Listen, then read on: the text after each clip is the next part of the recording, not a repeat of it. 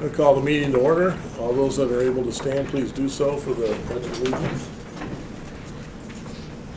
I pledge allegiance to the flag of the United States of America and to the republic for which it stands, one nation, under God, indivisible, with liberty and justice for all. Okay, roll call, please. All board members are present this evening. All right. I have nothing to add to the agenda. Anybody have anything they'd like to add or change? All right, I'll accept a motion to approve the agenda. I would move to approve the agenda as presented. Support? Okay, moved and supported. Vote, please. Mr. Howe? Yes. Yes. Yes. Yes. Yes. Yes. And yes. Motion carries. All right, consent agenda approval. Motion to approve. Motion to approve the consent agenda. Support? As presented. Okay, moved and supported. Vote, please. Mrs. Chenoweth? Yes. Yes. Yes. Yes. Yes. Yes. Yes. Motion carries. All right, announcements and information. Revolutionary War Patriot Dedication Ceremony will be on May 12th at the West Highland Cemetery. Founders Day Parade and Celebration will be next Saturday, May 19th. The Township offices will be closed on May 28th for Memorial Day. And there will be Memorial Day ceremonies. Joe, what time are we going to? Usually 11 o'clock, isn't it? Or 12? No, it's 8. For Memorial Day, Oh, Memorial Day, we do 8 o'clock. we're doing the morning, early cemeteries. I gave you the schedule for that. They're on It's the on the website. website. Okay, so- Agenda also. Yeah, 8 o'clock, 8:30, we hit the 3 cemeteries here. Okay, so check the website to make sure you get your times right, because we bounce from one place to another. So, I have a question. Yes. On the Patriot dedication ceremony, somebody mentioned to me about parking? Correct. There's not much parking at the cemeteries? let's see, park at West Highland Baptist Church. Okay, There'll be a smart bus there to take people over to the cemetery, okay, thank you. or you can walk. Yeah, Okay. it's dangerous though. Might not be at that time of day, but we can't guarantee it. So, Thank you. okay, any public comment? Oh, yes, ma'am. Yes, I would like to report that, as several people here know, we went to the MTA conference this year, and it was a great conference. We had lots of good sessions, and all of us took separate ones, and sometimes we were together, but I really enjoyed, I took What Townships Can't Do But May Not Know It, Human Trafficking, Not in My Township, Medical Marijuana, and then leadership one, and then another one, How Township Boards Make the Right Decisions, which Rick also, that one was really excellent, and Understanding the Right to Farm Act, which was kind of interesting because you talk about manure law. But the one thing, and I was warned about that, the one thing though that just really I took away from that, and I couldn't even sleep that night, was the human trafficking one. And the information that they provided in that, because Michigan is number 2 in the nation for human trafficking, and Detroit, Grand Rapids, Lansing, Kalamazoo, Ann Arbor were some of the top cities, but Mackinac Island is the number 2, which blew my mind. But the other thing about Detroit, one of the reasons they said is because of our international borders there, the open waters, and also the sporting events attract so many people that take advantage of that. So just really disturbing information about that, but they did give some websites and some things to make you aware of it and how you can support efforts to bring it in the open and stop it. So anyways, and I'm sure everybody else had some really interesting sessions too. All right. Thank you. I Thank you. have one comment. The one session I went to was about, it's unconstitutional regarding to the interaction of what people perceive they can do and cannot do with respect to meetings, etc. So it's pretty interesting. So I can share that. Did you pick up any of that? The Yeah. packet? Yeah. Okay, that's a good package. We looked Yeah. into, so. Yeah, especially, and I think we're all aware that as far as emails, when we send a group email out and then you send it back, that is violating Open Meetings Act too. So, but I think everyone here is pretty careful about that, things you may not even be aware of. Gary, how does that, I guess it's not a problem if you're getting emails to all the board members from an individual. That's factual. You're saying if an individual sends an email to all of you, Mm-hmm. you can't stop that. Right. What you can't do then is amongst yourselves by emails talk about it. Yeah, it's the conversation that becomes. Right. Yeah, Right. you can't use email to do what you're supposed to do in this room. Right. And that's fine with me. All right, we're going to move on to item 7, if there's no other public comment. And item 7 is some presentations. So we have somebody here from Vector Pipeline, Enbridge. Yep. And Chief, would you like to? I can just say a couple words. We were notified in April that we were successful in receiving a grant from Vector Pipeline. Vector Pipeline's a pipeline that runs through the eastern part of our town. Enbridge, the parent company, correct? Actually, the pipeline's on the west side of town, but they're in Highland. But because we were within a certain area, I applied to both. I was just told tonight that Vector Pipeline was going to donate the total amount. Generally, it's a. I'm not going to steal your thunder. I'll let you No, go. that's okay. Yeah, so we offer what is called a Safe Community Grant. We offer it up to emergency responders if they fill out the proper paperwork, and we have some online training that they can go through for emergency response to natural gas or hydrocarbon release. And then we offer them this money that they can be able to utilize it for equipment or anything like that. So today I have a $2,500 check for the Highland Township Fire Department. And I would like to add that normally it's just $1,000 from Vector or $1,000 from Enbridge with a $250 kicker for class, attending the class. This is all $2,500 from Vector, correct? That is correct. So we were kind of blessed. I just want to thank Vector and Enbridge for being a supporter of their community and the emergency services, and Mr. Chairman. thank them for the check. Could you ask the participants to speak up louder? Yeah, Because go everybody's ahead. talking in a low voice and it gets lower and we get noise. I just shut the fan off. It'll take a A minute. little lower. I have never been told I talk too low. What do you mean? Huh? The only other thing I'll add is we have a compressor station over off of Duck Lake Road, which a lot of you are aware of. That's one of our main compressor stations. And you guys have been out a number of times to do spot inspections on it for us, go through all of our safeties and make sure everything's up to date and, inspect it on a regular basis. We definitely appreciate that. Appreciate the responses, because I know you guys do get a fair amount of odor complaints, and I haven't had one yet that's us, but we're more than willing to investigate our stuff and make sure it's not a concern for public safety. So. Well, thank you. Question? So, sorry. Oh, I just wondered, what is the criteria for receiving this grant? Was there? Well, I'll read it for you. At Vector, we value community involvement and support, and we appreciate those who serve their communities. This is why we've established the Safe Community Program to help underwrite special projects, training, or equipment acquisitions for local first responder groups in the areas in which we operate. So pretty much it's all areas that we operate. We offer it out to anybody that's looking, and pretty much everybody is, so. Great, But again, I thank would you. like to emphasize the fact that normally it's only $1,000. They ponied up $2,500, which will help drastically with some PPE that we need to purchase. If I can get a real quick picture, maybe the supervisor, Sure. myself, and gentleman from Vector. We'll get the board in the background, if that's okay.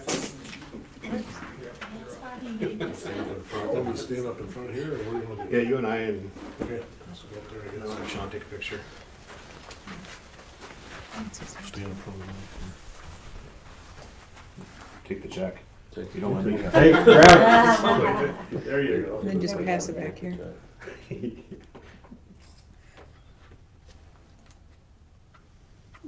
Thank you. I'll Thank give it to Judy. I wanted to Sorry. get one more, just in case. No, you gotta have like 3. Well, you screwed up. Oh, spell my name wrong. All right, appreciate it. Thank you very much.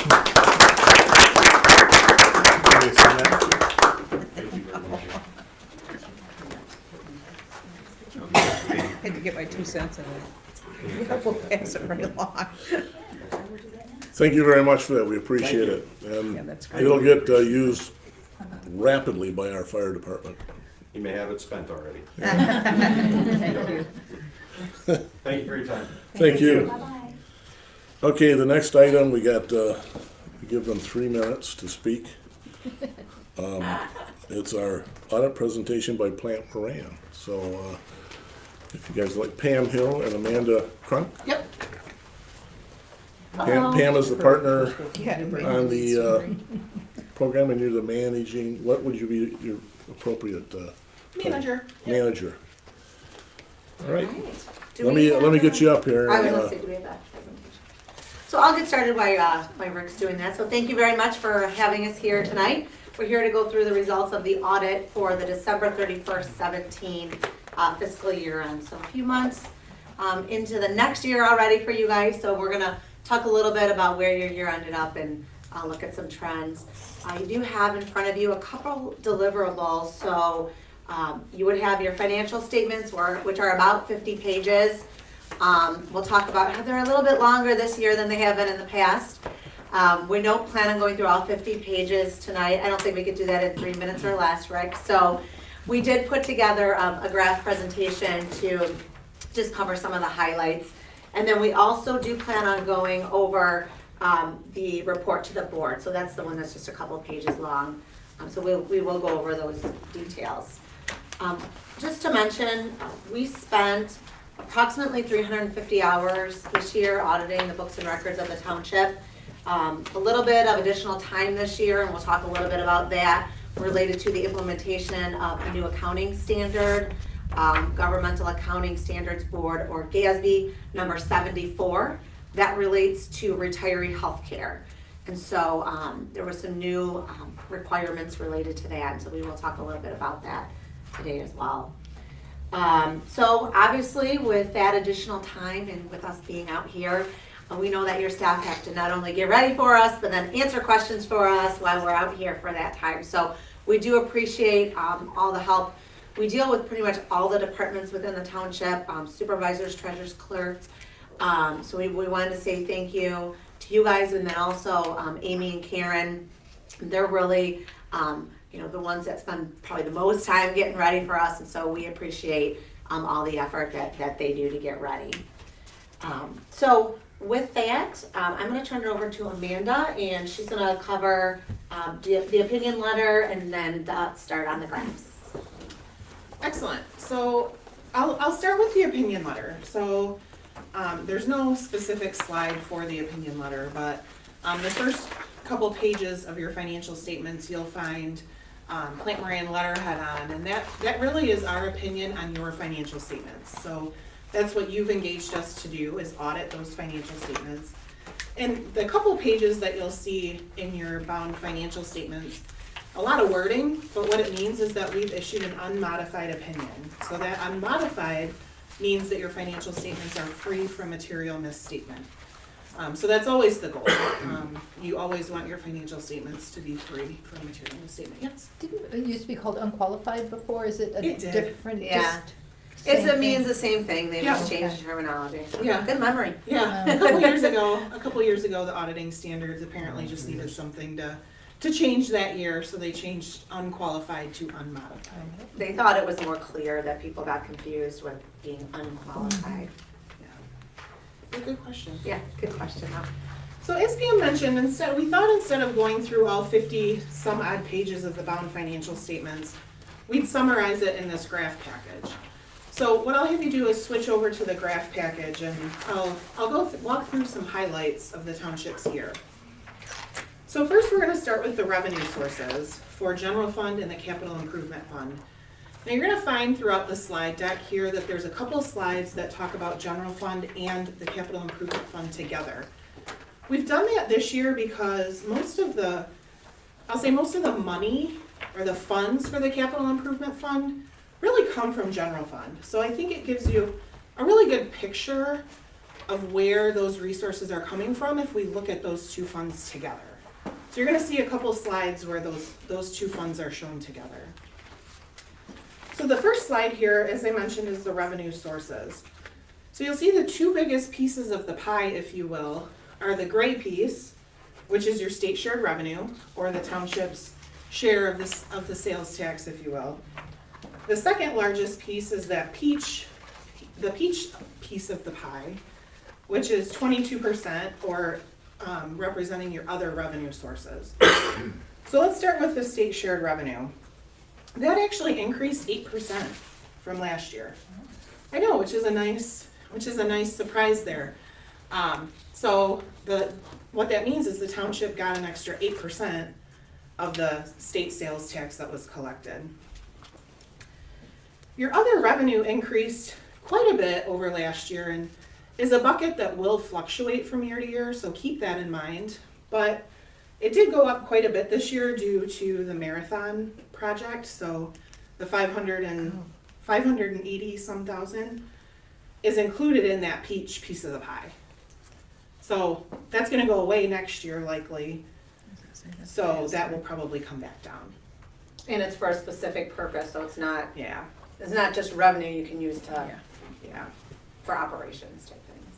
Yep, and that, as you know, is on the M59 water main project. Other topics or other revenue sources included in that peach piece are district court monies, donations, other miscellaneous types of revenue that don't fit in another bucket. I think we can go to the next slide and let's look at the expenditures for the general fund and capital improvement fund. Again, let's look at the two biggest pieces of the pie. So you'll see half of the pie is general government. So general government expenditures went down 83,000, or about 5%. That really is due to a decrease in election expenses, along with a decrease in the defined contributions. Both, expenditures going down is always good. The second biggest piece of the pie is the gray one there on the left, which is public works. Public works makes up about 27% of your total expenditures. Again, this pie is a little distorted because in that public works bucket is the marathon project expense. So in the previous slide, we saw the revenue. Now we see the expense. So again, it's maybe a little distorted this year, but public works was up due to that project. What else is included in that, Amanda? In the public works? Yeah. So the piece of land that was purchased during the year, 140,000-ish? The park property? Yep, so that expense is included in public works as well. Okay. The next slide is gonna look at revenue for all your governmental funds, which is all funds minus your OPEB trust fund and your agency fund. So everything else. You'll see here that all of the categories are fairly consistent. The trend over the last couple of years is fairly consistent, with the exception of that all other bucket, or the columns on the right. You're gonna hear a theme. It's a little bit distorted again because of the marathon project. So you'll see in 2017, the column really jumps up, but that's due to the revenue that was received from marathon. I'll just interrupt you for a second because there are a couple people that are going, huh? Revenue. The marathon project was a water main was brought from the north side of M59 to the south side of M59 because there was 3 parcels that had an issue with pollution of groundwater. So the city water was brought over. Marathon paid for that. So what they did is they gave us the money. Then we contracted to have the project done, and then the expenditure was to pay for that process. So it's really just, here's some money, it's gone. So it comes in, it goes out, and that's why they say it affects it today, but next year, it's already done, so it won't show up, and then that would bounce down. So it's almost like somebody gave you a big bucket of money, and it made it go up, but there was a reason for it. So it's just slightly artificial, but you have to reflect it. Excellent, yeah, that's perfect. The next slide I want to just spend a couple minutes on. So we all know in 2008, property tax values plummeted quickly. And that's really what this graph is showing. It looks like your taxable values really bottomed out in 2012. What I want to focus on is where the township's headed. So due to Proposal A and Headley, you will not see your property tax values go up as quickly as they fell. So I bring that up because it's important to remember that when you're budgeting and looking at capital projects and that sort of thing. You really want to focus on how quickly our revenue stream is going to go up in comparison to what projects we want to focus on. So again, this chart assumes a 2% inflation rate. Because let's face it, inflation hasn't exceeded the 5% in years. So this graph is assuming a 2% increase, which is the steady incline. So the projection would be that you would be back to your 2008 taxable value in 2024. So the third column from the right, if you will.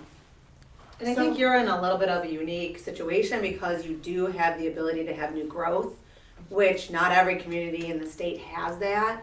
So that what Amanda's referring to in terms of Proposal A and how Headley and how they work kind of against each other and not being able to go up greater than or by the lesser of 5% or inflation, that does not count for new growth. So that's why you can look and say, well, we went up 4.3% this year. How could that be if it's, the lesser of 5% or inflation? But that's really because new growth doesn't get capped by that. So you are in a little bit of a unique position that you do have the ability for new growth. So, the things that the township's doing to attract new growth, you can see that in the numbers in here. Is it not true also that if someone sells their house at an appreciated price, that's immediately Uncapped. It's uncapped, unfortunately yeah. for the buyer, they're Right. immediately getting the higher price right away. So, and since our community is a growth community, there's been a lot of new buyers coming into the area. So, okay. Yep, all good news. Yes. The next slide, we're going to talk about the expenditures for, again, all of your governmental funds. So we talked about the revenue a few slides ago. This will talk about the expenditures. Again, a similar trend. So you'll see all of the categories except the general government category there in the middle is fairly consistent. Again, the marathon project kind of skews that general government bar, if you will. So again, just keeping that in mind that you have that one-time project that's kind of messing up with your general government bar. Just a question on that. Mm-hmm. Based on that amount of $500,000, that would put that bar down closer to the 2 million. Mm-hmm. So, which would actually be lower than last year. It would probably bring it a little bit closer to your 2016 bar, yes. Okay. Yep. So the audience understands what looks like a giant jump is all caused by one expenditure that Correct. wasn't really even ours.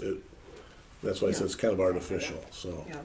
And it really is just because you can't net the revenue with the expense. So it's going to kind of skew a lot of different pieces of what we're talking about tonight. But again, to your point, yes, if you broke out that project, you're right, you would be much more comparable to 2016.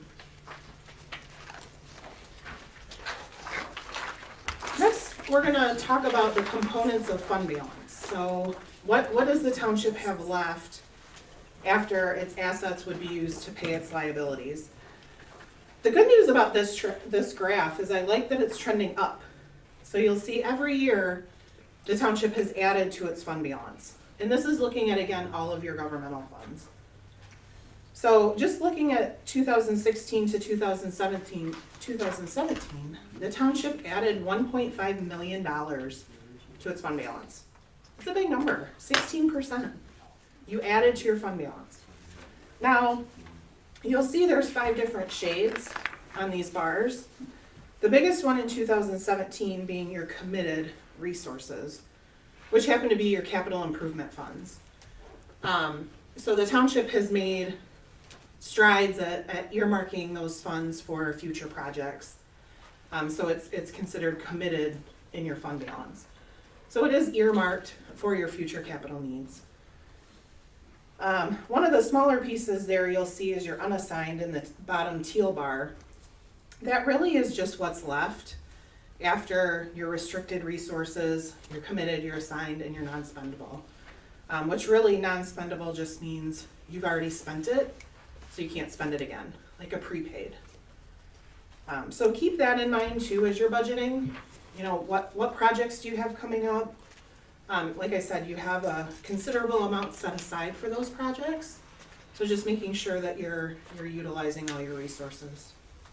Yeah, and I think, I mean, it's so, you know, kind of taking a step back and looking, so we looked at the expenditures, aside for kind of some one-off things, there really wasn't a lot of fluctuation. The numbers were pretty stagnant, expenditures have not gone up. And so the township has done a really good job over the last however many years monitoring the expenses, trying to keep them you know, as low as possible, especially given the constraints on your revenue sources. And so, you know, when Amanda says, like, you should feel good about this increase in fund balance, it's because of the challenges that you're facing. So with pretty somewhat stagnant revenue sources, you're able to add to fund balance. The only other side of the equation is monitoring expenses, right? So you don't just add to fund balance overnight to that extent without really monitoring and paying attention to expenditures. And I think over the past, this is very common. What we've seen, many communities have had to kind of put capital plans on hold for the last property taxes, you know, went down in the tubes. So I know the township has been talking about and is working on a capital plan. And I think that that's going to be very important as you move forward. You've had to defer maintenance and defer capital for so long. You can only defer it for so long, right? And so the fact that now you've positioned and right-sized your operating expenses is going to allow you to look and say, okay, now what can we do? You know, now that we are able to add a little bit to fund balance and we're getting a little relief on the revenue side. And so I think that positions you well going forward. And I think it's going to be you know, important for you to strategically think about what capital you do have needs for and how you plan to fund those capital needs. I think one of the biggest mistakes we see with capital plans is, well, here's our plan, this is our wish list, or this is our needs list. Okay, now what? How do we fund that, right? So that's kind of the $1 million question. You know, it's not, it can be somewhat cumbersome to come up with that capital plan, but the harder part is how do we fund it? So, you know, those are all going to be discussions that you and months to come. But I think that's really kind of the big picture what this graph is kind of trying to tell you and what the expenditure graph, you know, in totality was really getting at. So the next graph will break out just general fund and the capital improvement fund. Again, what Pam just said holds true here. So this is looking at what you've assigned and committed for future capital projects, which is 4.9 million. And as you can see, has gone up from 3.6 million. So again, you're thinking about your future capital needs and certainly what needs the township has. You have a very small non-spendable piece, which again is prepaids. And then your unassigned, which is at 1.1 million, is really your operating. That's the money you have to operate with that you have not committed or assigned in those funds. So again, you're thinking all the right things. You're thinking about, okay, what capital have we put off? What do we need to do to fund that capital? Lastly, on the graphs, just a quick township as a whole. So your funds themselves don't have your capital assets and your long-term debt. So any assets or liabilities that are long-term in nature. This slide will show you the whole picture. Again, as you can see, trending upward. So again, good news there. Looking at the 2017 column, your total net position for the township as a whole, all assets, all liabilities, everything, is $22.2 million. So let's break it down very quickly for you. So the gold bar there represents your capital assets, less debt related to those assets. So your net investment in capital. That total is almost $11.7 million. So $11.7 million of capital, less any debt related to that. The orange bar there represents $3.85 million, which is restricted. So that is really restricted either by a third party or for a specific purpose, so like police, fire, debt, etc. The teal bar again is at about 6.6 million, and that's what's left after you've addressed those other two buckets. So what does the township have left to operate or do special projects or things like that? Any questions on the graphs before Pam jumps into the letter? Yeah, I'm gonna go back to this last one Yeah. and just blow the board's horn here a little bit. If you look at the orange bar, since 2014, it has dropped just about every single year in the undesignated capital. Is that what I want to look at? Yeah. 13. The blue bar, maybe? The blue bar has gone up. The undesignated or unassigned has gone down. Now, what does that indicate? So that indicates that, so I think if you were to look at it in totality, fund balance is going up if you were to add all three together. But that indicates basically the board's intentions and plans for the fund balance. You know, so you do want some unassigned, right? Because you want to be able to have something for a rainy day, you know, the roof leaks, you didn't budget for it, you know, whatever the case might be. But you don't want that unassigned amount to really be too high. I mean, you want it to be good, but then it's like, well, why do we have this money? What are we using it for? So you really want a lot to be in that blue bar because that means we have an intention, we have a plan. This is how we're going to spend it. These are the needs that we have. And so that's really the important kind of piece there. Okay. And if you could go actually to the next slide really quick, I just wanted to make one comment on The last one? The last slide, yep. So the other thing too to note here, as Amanda pointed out, is it's going up a little bit. And what this means when you're looking at a long-term picture is the question it answers basically is, are the current taxpayers paying the current costs to run the township? And this would show you that they are. So, you know, kind of monitoring this long-term picture is really what you want to look at. And that's really the blue bar. It's gone up very modestly, you know, not significantly. And you want it to do that. You want it to go up a little bit or stay about the same, you know, maybe go down a little in some years.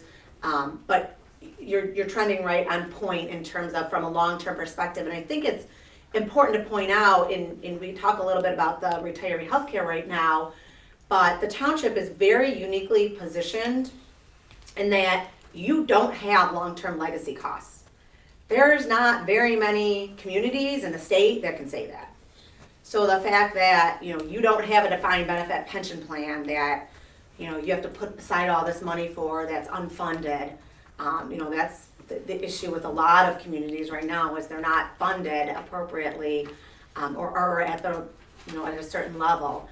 So a lot of their excess money, you know, maybe money that you can use for capital and other things, they have to start looking at, okay, what do I do? Do I use it for capital or do I use it for legacy or what's the balance?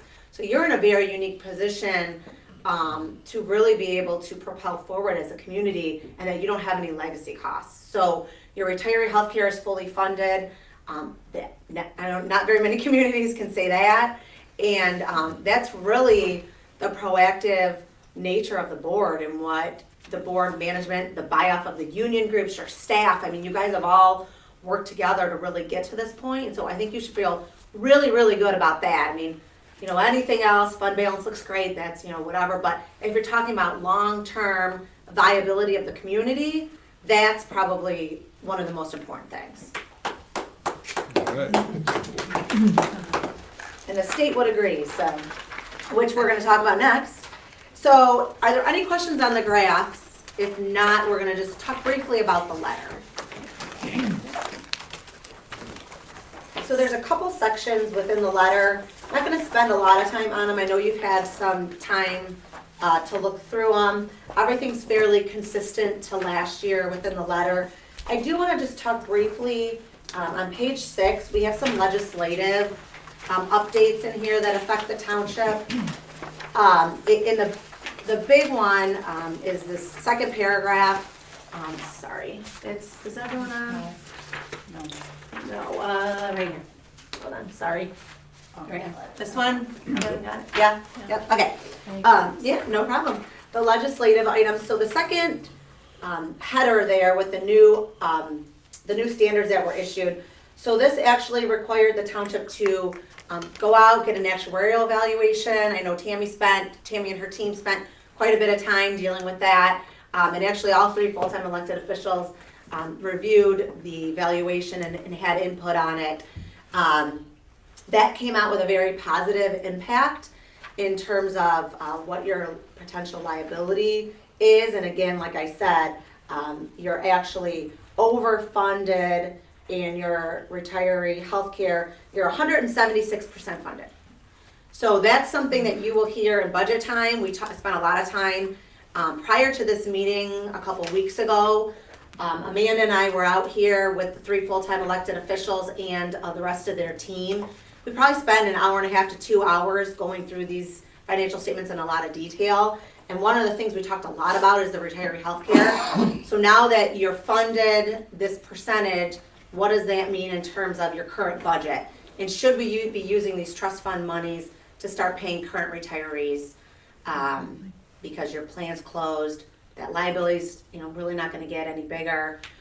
And so that's going to have an impact on your general fund budget to the good, because the money that you have been paying out of the general fund for your retiree health care is now, if management and the board decides, is going to be able to be paid out of the retiree health care trust, which is the ultimate goal of all communities, right? But you're actually at that point in fruition. So I think that's a great thing. And now the required accounting standards are applicable too. So like I said, if you went through it and looked like there was maybe 5 to 10 more pages, there was. A lot of new reporting requirements at the state level for your pension and OPEB funds. Pension will not be applicable to you because you have a defined contribution plan, but you do have some additional reporting that you need to do at the state for both PA 530 and PA 202 that have been adopted within the last year and a half. And so we spent some time talking about those forms as well. Those are due by June 30th, and we're more than happy to talk through that with you guys as you prepare them. But just, again, additional information and reports that are required to be filed by the state. You should be fine, no red flags on yours due to your funding. So a hot topic probably if you're talking to people in other communities, but for you guys, it's a breeze. So you're the poster child here. So that's really all that we had planned to cover. I'm happy to take any questions that anyone might have. I think the best thing out of this is you call this a poster child. The poster child for retiree health care. You can quote me on that. Oh, you added that part, okay. And you don't even need to qualify it. You can call us the poster child for all financial matters. There you go. There's extra copies of the financial reports over there if there's anyone interested in picking one up to take with you and study at home. That's a great point too, Tammy. It's all financial statements are all available on the state's website for any community for going back like 10 plus years, in case you're bored one Friday night and have nothing to do, right? But the nice thing about that state website is that you can compare different communities to each other, and it shows where you rank in the percentiles compared to the other communities, and you can get a feel for how are we doing, good or bad or otherwise. A lot of good information. Right. I discovered that the Plant Moran personnel, instead of binge watching TV, they binge watch these other things. Audit reports. Maybe not. All right. I did a little quick math when you gave us the hours. Gary, they're cheaper than you are.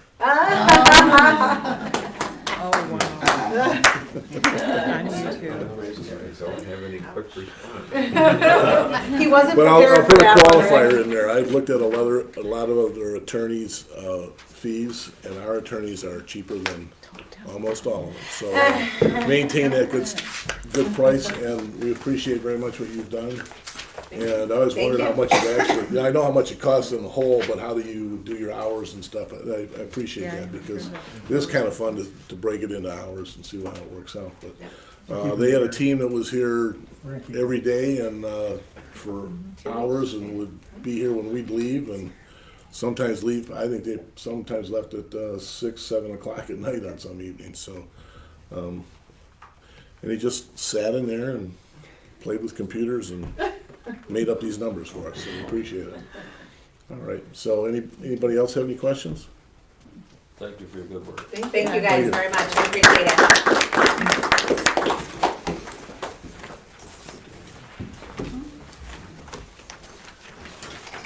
We'll shuffle a little paper here.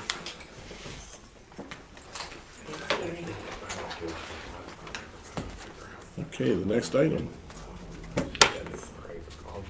is going to be presentation and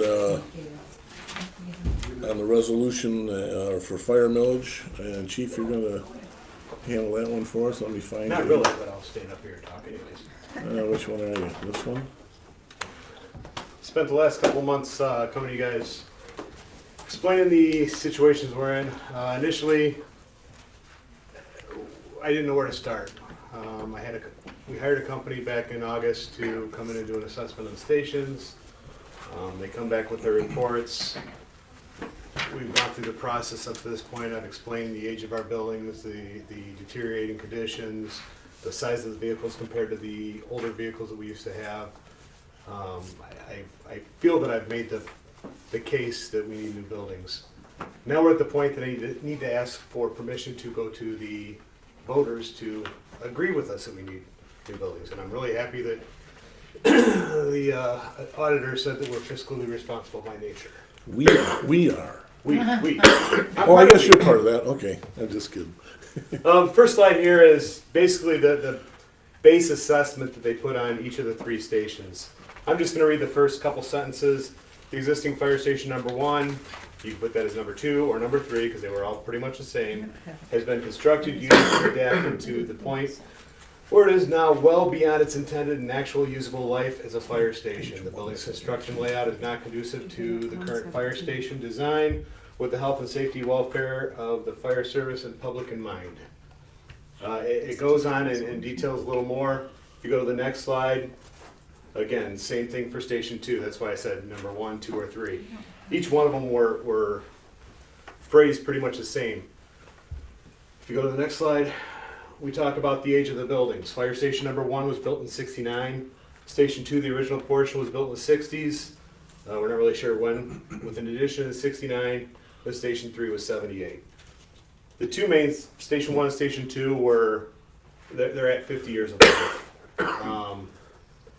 We've adapted them. We've done the best we can to operate out of them as they are right now. It's not very efficient. It's not very safe. It's not very conducive. So the company came in. They did the assessment of the buildings. They got a little background from us, what we need, what we want, what would best suit our community. Initially, the fire station number 1, based on our wants, was going to be a 21,000 square foot building, 4 bays, 2 apparatuses deep, fire administration and fire suppression. Just for station 1, that was $7,607,000 and change. It really didn't matter after that. Station number 2, again based off of our wants, was going to be a 6,000 square foot station, 4 bays, 2 deep, fire station suppression and storage at the facility. That station alone was $5.6 million. For a total of both stations being $13,225,875. Much like you guys when you first saw that number, I about lost my breath. I didn't know what to say. I didn't know where to start. From this point, we set up a fire station committee, which is made up of some of us that are in. Rob Young, Captain O'Neill, where's Haley at? And Haley Kenworthy will be here in just a second. We spent 6 to 8 weeks coming up with what our actual needs are.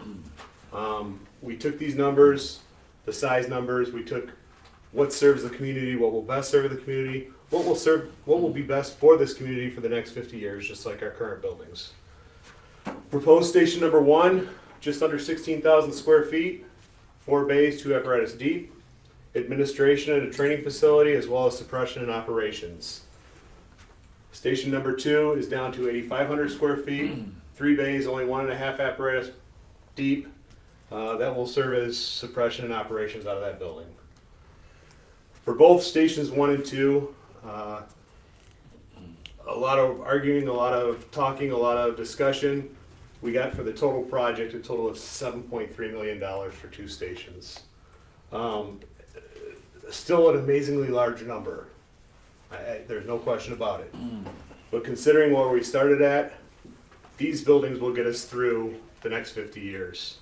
In order to pay for the $7.3 million, we've worked with Judy brought in Tom Trasiak from Umbaugh, and we're pretty comfortable with this number. If we were to ask for a $1 million capital improvement budget, the $1 million would pay $730,000 a year for our, and the way I explained it to my guys, our mortgage payment on the 2 stations would be about $535,740 for 20 years. That would leave us $4,260 each year that we'd be able to use for capital expenses. Capital expenses are engines. Currently we operate off a 1.4 mil for operations. 65% of our budget goes to payroll, insurance, everything else. We're still a paid-on-call department, but we do staff the station 24 hours a day, 7 days a week, 365 days a year. We provide the best service that we can with the staff that we have. You get a fire truck, you get an ambulance, you have a private ambulance company transporting for us, but we need to replace those vehicles. I don't have that flexibility in the operating budget. I still got to pay for utilities for the stations. I got to do repairs on vehicles. I got to do repairs on buildings. 1.4 goes pretty fast. If we were to approve the, if we were to approve the $1 millage for capital, that would allow us to, at a cost of $600,000 for each engine, which we just bought, one, $350,000 for a tanker, and $200,000 for an ambulance. That would allow us to keep our capital vehicle replacement schedule in place. We'd be able to keep the vehicles newer, and which has a bearing on our ISO rating, has a bearing on our maintenance and repairs budget for fire apparatus. And it would also still allow us to keep in that cycle of replacing an engine every 5 years, replacing a tanker every 10 years, and replacing an ambulance every 10 years. For the 4 engines over 20 years, 2 tankers, and 2 ambulances over 20 years, it would cost approximately $3.5 million. With the total capital with 194 over a 20-year time period would accumulate to $3.8 million. Our vehicle replacement will cost $3.5, which would leave us $385,200 for other capital expenses. When we need to buy extrication equipment like we just purchased, we need to buy air packs. Everything that I'm having to dip into our reserve fund for now to replace, this would be covered in our capital expenses budget. Thank you. $1 million is a pretty large sum. If you look at the amount that would affect our residents, if your home is valued at $200,000, your taxable value is $100,000, which means $1 million would cost you $100 a year, or $8.3 a month. Or a $400,000 house, $200,000 taxable value, $200 a year, $1,666 a month. I know I'm asking a lot from the residents. We're in dire straits. We need it. Even if we weren't to build new stations, I can't afford to bring our stations currently up to OSHA compliance without getting some additional funding from somewhere. The assessment portion of it, when they come in and did the assessments, they said even to do the repairs, we're gonna be right in the same ballpark anyways. And I think there's one last slide, right? Yeah, before you leave that, I want to make my Okay. continuous statement about comparing it to what it costs the public to have their trash picked up. A $200,000 home would be $12.60 a month to have your trash picked up. For $8.33 a month, you can have guaranteed high quality, high level fire service. There's no comparison. And I think that's something that if we can keep this public, to get people to understand what those kind of expenditures are, I don't know that anybody's gonna complain about that. They sure do complain about their trash pickup if somebody misses it. I doubt they're gonna complain when somebody shows up to put a fire out. So this is a good thing. Be nervous, but I do want to reiterate, this is on top of the 1.4 operating millage. But this is just for a 20-year time period. Yep. To cover replacement of vehicles and stations. And does that cover the cost, the projected cost there of the property that would need to be purchased also? No, ma'am. That is, we do have it in our plans to utilize our reserve fund for property. Again, just like Plant Moran said, Township's always been very fiscally responsible. I am pretty fortunate that we do have a reserve fund that I can purchase the fire truck or the extrication equipment or the SCBA's or everything that you've approved for us for the past few months, but at some point, there's not going to be a reserve fund left.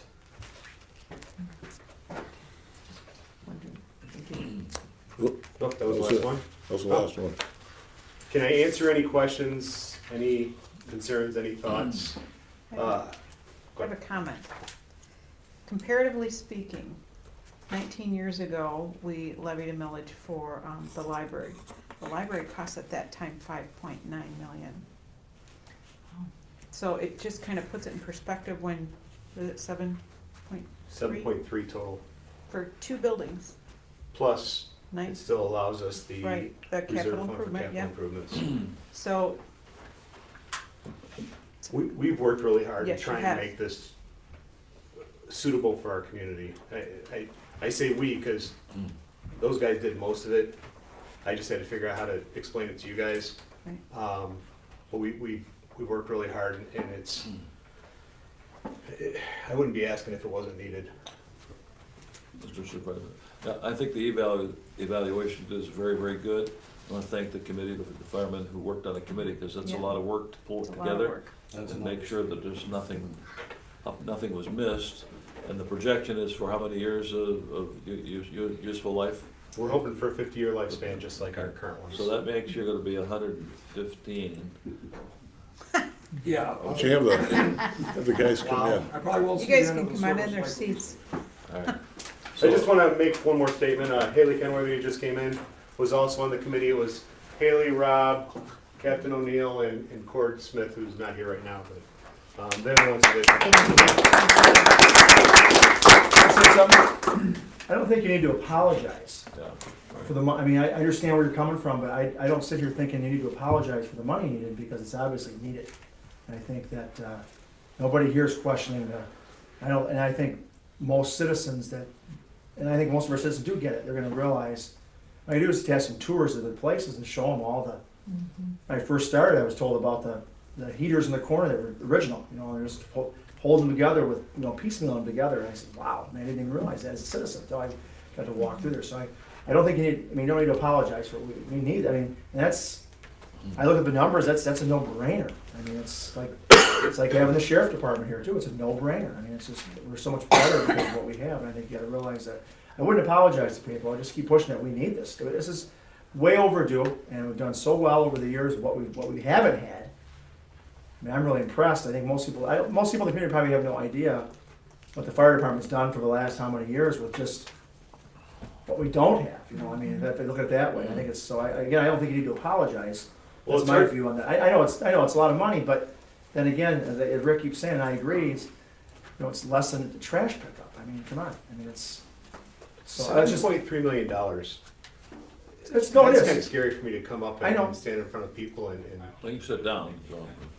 But I think, you're selling it well, and I just say, that's my observation. I don't think you need to apologize for it, because it's way overdue and it's duly needed. So that's why we got to sell it, because it is way overdue. So. Mr. Chairman. And thanks to the committee for all the work that was. Yes. I think another important thing is really the morale of the department. When you have nice new things to work with and everybody's got safety as the first concern, I think there's a lot of pride that happens. So hopefully that will instill a great amount of pride. Chest pain? Thank you, guys. Thank you. Thank you. We've got a, Sorry, we just had a chest pain conversation. No, please. You gotta go Thank through- you. Thank you, Haley. So I'm just, to wrap that up, I think the pride and all the staff should really take a big lift up for them, so. Is everything okay? I'll let you know in a few minutes. Okay. You need to go. Yes. Okay to make a comment right now? Yes, you can. Just so everyone knows, the committee spent an awful lot of their personal time, which they did not get compensated for. A lot of the issues that we have with all three of the stations are fixed or repaired by people out of the county, so they're hard for the department. They don't get compensated for that. Obviously, the chief has to spend money to buy supplies for us to fix the repairs. We had one of our new guys come up, he says, hey, if you give me the paint, I'll spend some time and repaint the lettering on Station 3. So if we can, promote some of that to the community, and especially how much our staff does on their own free will, because they love the service, love the community, I think it would benefit us greatly too.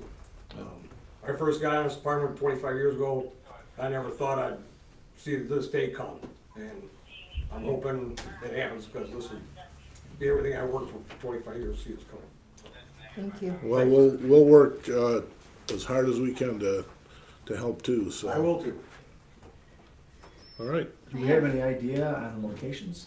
We thought that far, I mean, obviously probably. We have reached out to 2 different entities actually 3 different entities for interest to see if they're going to be willing to talk to us. I'm waiting to hear back from one, which I don't believe will be a problem. I did just contact one of the other parties for Station 1, and he's very interested. Okay. Yeah, we have to be careful about. No, that's Real fine. estate. Okay, that's all. That's good. That's fair enough. And I just wanted to say that, a few years back, our community stepped up in a big way to invest in a library for the community.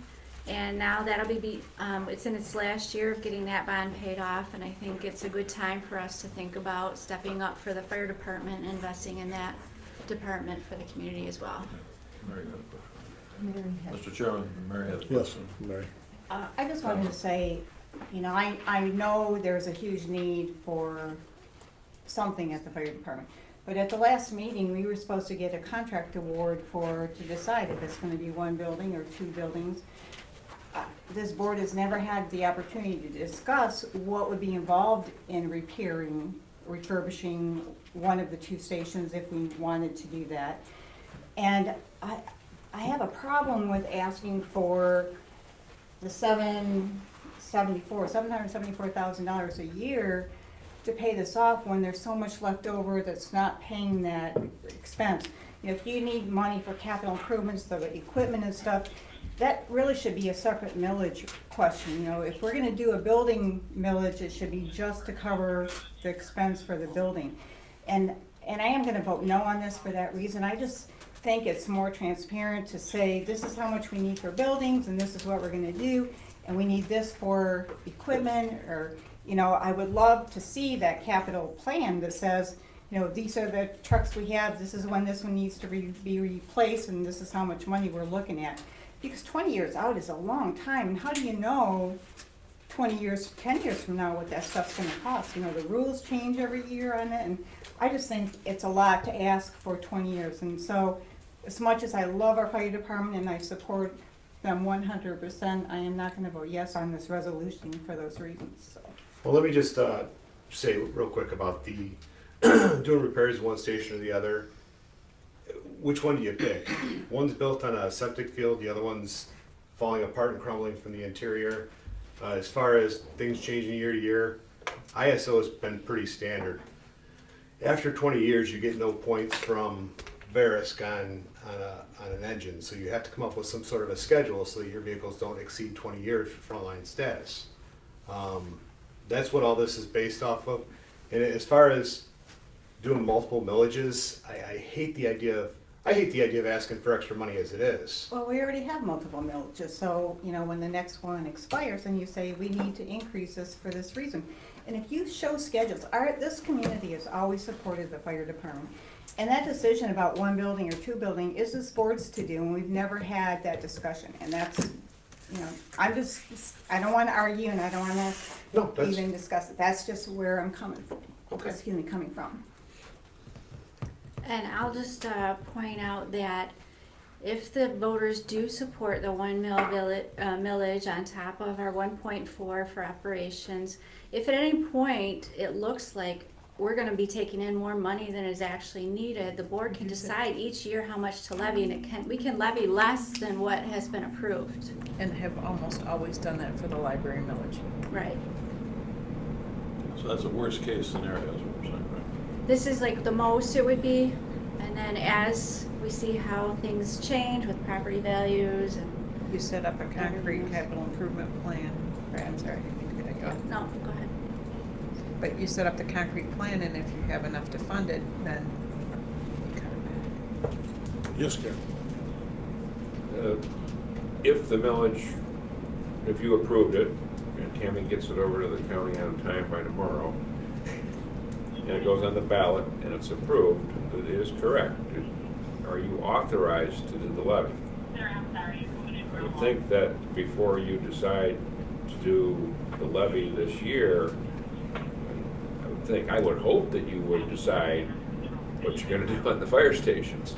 I don't know why the tentatively selected contractor did not deliver proposed contracts and cost estimates as called for by your motion at the last meeting.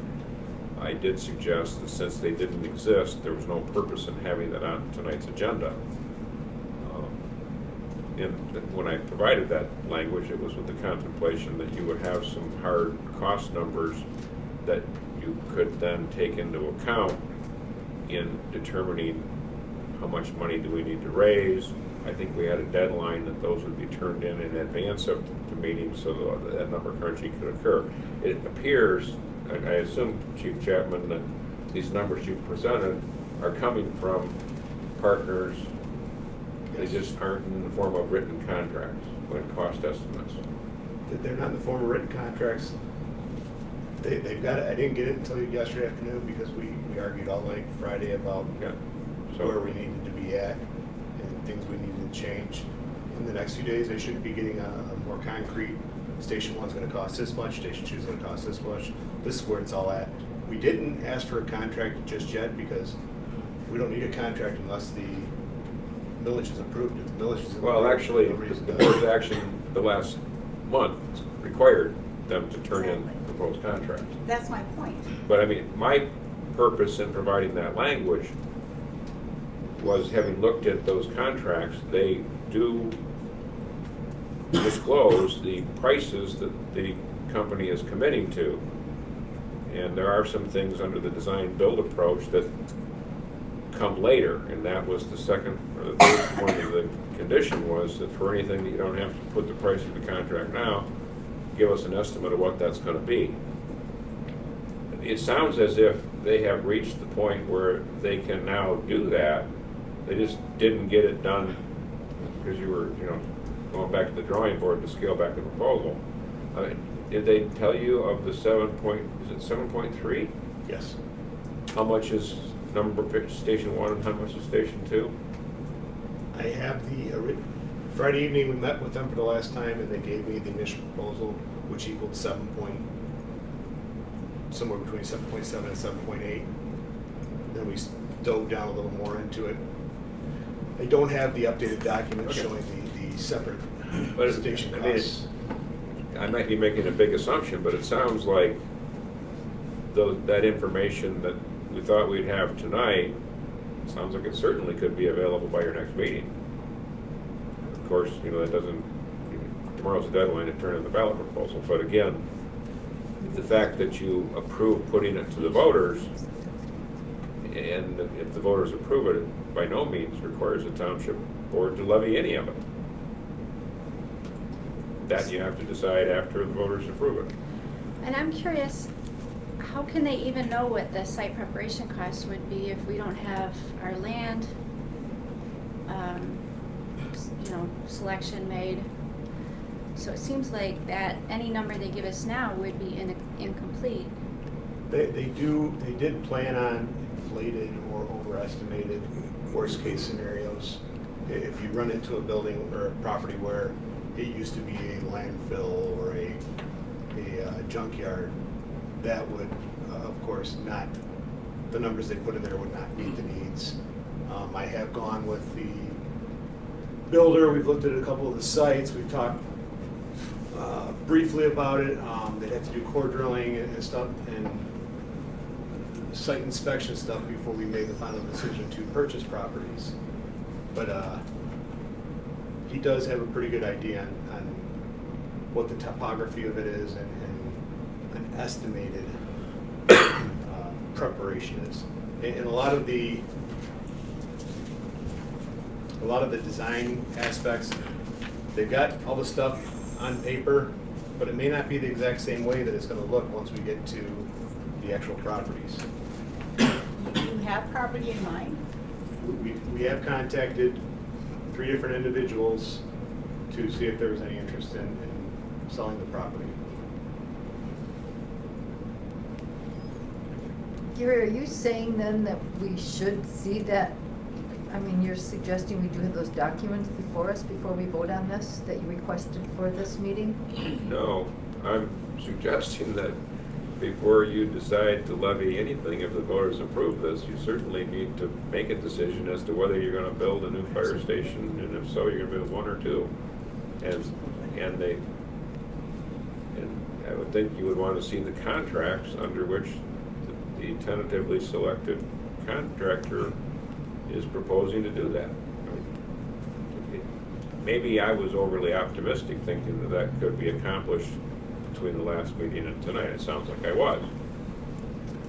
And I don't even know if the next meeting is appropriate. Well, in this scenario, what we have is we have a resolution that doesn't call out any dollars and cents. No, it just It just says that we're gonna put it on the ballot. Yes. It And does call out dollars and cents in the specific language that we are approving. It says it's 1 mil, and it projects what 1 mil would yeah, bring us. So very specific. I have a question.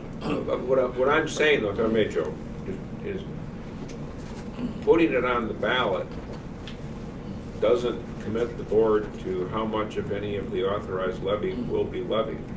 That will be a separate decision that you need to make. Right. Right, and the levy doesn't come until later this year. Right, I believe the deadline is going to be tail end of September to notify the county of what our taxing. Am I correct to understand then that if we can put it on the ballot, we don't have to spend the money, we can get the contracts in that we can review to make sure that we're in sync with that. Is that correct? Yes. Okay. So if the voters approve it, we don't really kick it off until we see the contracts and make sure they're ironclad. Is that correct? I would think that if you're selling, or if the idea behind the necessity is new fire stations, that the board would want to know a whole lot more about the contracts and the costs and make a decision as to what you're going to do. So if our resolution is such that if we approve the resolution approves it, subject to a limitation of X number of dollars, subject to the review of contracts when they're forthcoming, we're not going to spend any more money than we've allocated. well, that would change the language of We don't need the you don't need to change, the language of the resolution and the ballot language that would be approved by the resolution. I'm good with them. The Township's bond counsel that's been consulted with is good with that. I would recommend no changes to the resolution and simply vote it up or down. And in terms of if you want to take a position as to what you want to see from this tentatively selected firm and when you want to see it, you know, you could do that by separate action. Yeah. It is separate And action. maybe from you the want to citizens. see that before the election, because, you know, those are going to be facts that the voters may want to also know. Sure. I guess one of my questions is, for site preparation, in the previous documents, it's $469,000 for site preparation. That would probably be cheaper, but do we want to enter into a contract that says that this is how much it's going to be? If the boring tests and everything say that it's going to be cheaper than that, this is how much it's really going to cost us? Do you follow me? I recall that the AIA document that was presented and we agreed to use, subject to my final fly specking, 4 different items, it uses the allowance concept, which is, for those that aren't familiar with it, my contract price is $1 million.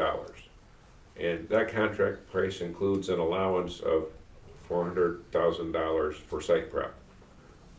Okay, so if the site prep actually turns out to be less, then the contract price that's paid is going to be less. If it turns out to be more, then you're going to pay more than the allowance. So there is a way to deal with that uncertainty that is dependent on the site that is finally selected and successfully purchased. Question, Tammy, are you saying that if we don't approve this tonight, this is the last day, tomorrow for you to get it? Is this on the August ballot? Was this, I didn't review what the deadline was. I know, I was planning that we would make a decision tonight. Tomorrow is the deadline, Is 4 it p.m. tomorrow? Okay. for the August ballot. Right. So- The deadline for November is the 12th Tuesday before, whatever that works out to be. Right. Okay, so we really have two issues. If we approve this tonight, we're basically saying we want to go forward with this, which I think we need to really go forward to. But I think then we need to make sure we have solid contracts that can be, make sure we reviewed, so we're supporting that price, not to exceed that price. And then we need to get a mission going to make sure all our residents understand what we're doing and the value of what they're going to get for this particular price. Which should be accomplishable by our next board meeting. I mean, we're pushing the envelope right to the max as it was, so. We've met at least once a week since the last board meeting, trying to come up with hard numbers, hard designs, things that will work out for the best of the community. And again, it was 4 o'clock Friday. Haley's not here. 4 or 5 o'clock Friday when they finally left the building, and they had to go back and work on the numbers, take the changes that we made, put them into workable forms, which is just on a piece of paper right now, and they can have the hard copies to us by the next meeting. Right? There's one more comment. Yes. And then the last thing that we would do is before it goes on the tax bill, we would vote again for whatever that millage rate would be that we would levy. So I mean, it goes, there's different Stages. stops, kind of. Right. Yeah, it doesn't make much, I mean, I have no issues with this resolution because it says that this is a maximum amount of money we're looking to garner. The next step, of course, is just get the real numbers, which I don't think is a complex thing at this point because we got another 30 days to 29 days before this next meeting, of which you've already hammered those details out. Now they can get the paperwork done, and then we can move forward to have everybody be able to go out and say, here's what it's going to cost, here's what it's going to do, blah, blah, blah, blah, blah. Imagery, all that stuff. So I don't think that's an issue to hold this up, unless you just don't agree with the numbers. That's the only difference here. So, any other comments, questions? Okay, let's, someone want to make a motion? I would move to approve resolution number 18-17 to approve submission of fire millage proposition to the electors. Support? Moved and supported. Vote, please. Mrs. Cooper? Yes. Yes. Yes. No. Yes. Yes. Yes. Motion carries. Thank you. Thank you all for your hard work on this. It's appreciated. Thank you. All right. New business, number 9. We have some 2015 CDBG money left over from other projects, and we needed to have this used up before the end of this year, or it goes away. And what we did is we're applying it to a project to remove architectural barriers at the annex. The doors that were put in as ADA doors back when the building was built never really were ADA doors, because you couldn't open them with a wheelchair and a button because the wrong handles were put on them. It had a door opener on one with a door that wouldn't stay in an open position, so you burn the motor up. So it's kind of, anyways, we need to bring that up to ADA specs. We put it out to bid. Once again, it appears as nobody in this area wants to work according to the ADA requirements, in terms of the bidding process. And Envision, who did the door here and the doors and windows at the activity center, they do a phenomenal job. They put in a bid for $13,500.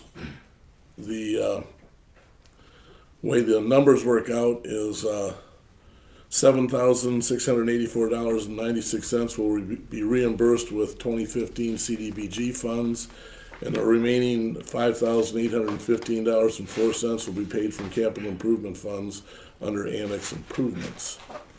So this will get our building up to usable spec, and we've done a lot of work in there this past year. It's looking pretty good. So how many doors are we looking at? There's 3 doors. 3 doors, okay. Yep. I would move to approve the award, the CDBG bid for the architectural barriers at the annex, and the budget amendment for $7,684.96. Is that right? Support? I think it's 5,000. Is that what it is? Right. Huh? Right, it's the 5815 is what's being taken. Oh, out. it's- Yeah, Okay. 5,815.04. On the Okay. budget, and it shows 6,000. Right, they rounded it up to Rounded up. 6,000. And do we need to And, award? I'm sorry, was that supported? I didn't- Yes. I support it. Okay. I know I brought this up before on another issue, but when we have a budget amendment, I really, I would request that it be listed as a separate agenda item for public transparency purposes, if nothing else. Because when we spend public money, we're supposed to tell them if we're changing, we give them a budget, the public a budget, they expect us to spend this money. When we make a budget amendment, if you don't have it on the agenda as a separate item, you're not telling the public that you're changing that money, and that's, to me, a very important step in the process of what we do. I don't know the legalities of it, that's why I couldn't answer you, Tammy, but I feel as a trustee that we need to be transparent with the public's money by doing budget amendments as a separate agenda item. I mean, it does say on the agenda, budget amendment. It's just not on its own line. Do you have any opinion on that, Gary? You certainly have to vote on a budget amendment. I'm not aware of anything that requires it to be by separate action. Because it gets lost, to me, it gets lost this way, and I think it's very important for the transparency part of it to make it clear that this is what we're doing. I mean, I if I may, Yes, sir. I suppose there might be a situation that came before you where everybody agrees with the concept but doesn't agree with the proposal for paying for it. In that event, you're going to have 2 motions. I mean, maybe that's Mary's point. I mean, it's conceivable that something could come before you. Yes, we agree to do this, but I don't like the proposed motion which says we're going to pay from this fund. I think it should be paid from somewhere else. But at the Maybe- same time, if you support the project, you have to support it with funds. Oh, definitely you have to support it with funds, but it's conceivable that maybe there might be a disagreement over where those funds come Well, from. you could offer a change in the Certainly, proposed budget again, I'm not amendment. aware of any law that requires a budget amendment to be voted on separately and that prohibits it from being approved as part of a broader motion. Well, why, I mean, is it a problem to just have that as a separate motion now? We'll just make that motion so that it is in the minutes very clear for the public? You know, we can do it as a separate motion totally if you wanna. Retract your, or Sure, amend or retract your motion And, yes, and just say that for the bid and not the part about coming out of the budget amendment as a separate motion, please. Okay. I supported the work to be done. So you're gonna All right. support her new motion? Yep. All right, so then we'll vote on the motion is to approve the expenditure of $13,500, $7,684.96 will come from CDBG funds, and the remaining $5,815.04 will come from Well, other funds. That'll be a separate motion, though. No, Oh, okay, no, I that's- see what you're saying. that's what Okay, this and then we'll motion make is the in next support one. of. Okay. Where the money comes from is the next motion. I have So, a question. It was never said in the motion that it was awarded to Envision. Do we need to add that? we can. Yeah, might as well. Would you like to add No, that? but I would like to add Okay. that. Love to. Okay, the bid. The whole motion Or is just The changed. motion is to approve the bid from Envision Construction Services for $13,500.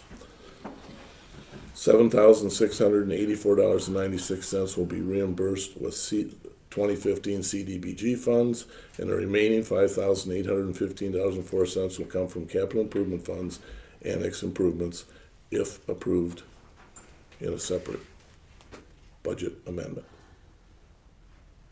Should have left that out, huh, Gary? He rolls his eyes, he thinks. You said if approved by, yeah, that's fine. All right, Who supported? so, moved and supported. Vote, please. Okay. I vote yes. Yes. Yes. Yes. Yes, Yes. Yes. Motion carries. Now, here's the deal. If you don't approve the next motion, we'll have fun with some parliamentary rules on how you go back to amend the motion you just adopted. You're getting but- way too excited about that. Is that called rescinding the motion? So I So, could have just made the motion to go ahead with the project, subject to funding. Motion to excuse the township attorney. nice job. no, I abused you once, so you can take it back on me here, so. Okay, then the next item, a motion, please? I would move to approve the budget amendment for $6,000 from the appropriation fund balance from capital fund to expenditures for the annex improvements. Support. Okay, moved and Mary supported. Pat can have it. He said Mary Pat could have it, so. Okay, moved and supported, vote, please? Mr. Salvia? Yes. Yes. Yes. Yes, Yes. Yes. Yes. Motion carries.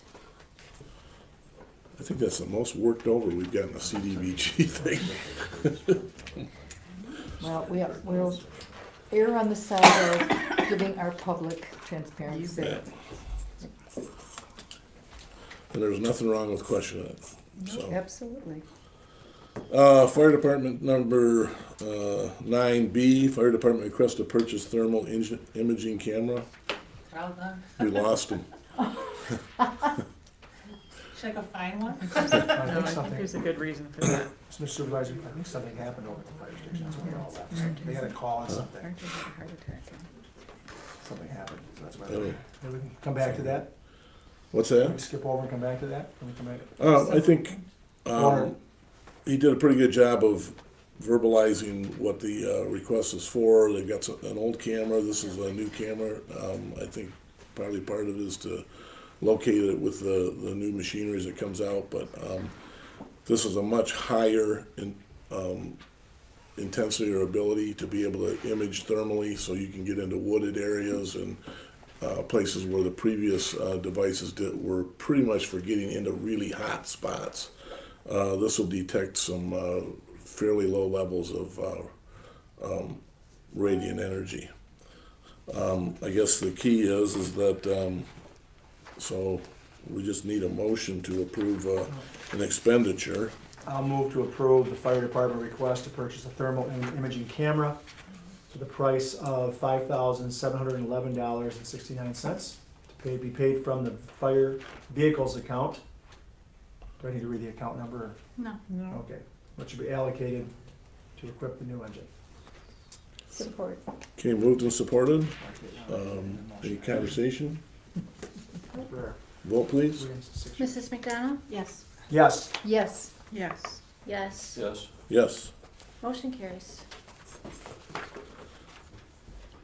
Okay, next item, 9C, consider approval to distribute draft beer. Oh, I didn't get that in there. Draft of West Highland micro area analysis for public comment. We probably should have draft beer while we're talking about this. Let me pull that item up. And that is, where are we at here? Page 127. Purchase board. Yeah. 132 is the map. How come I can't find this thing? Sometimes this digital stuff has its downfalls, that's for sure. I had it earlier. Go to the page. 9C.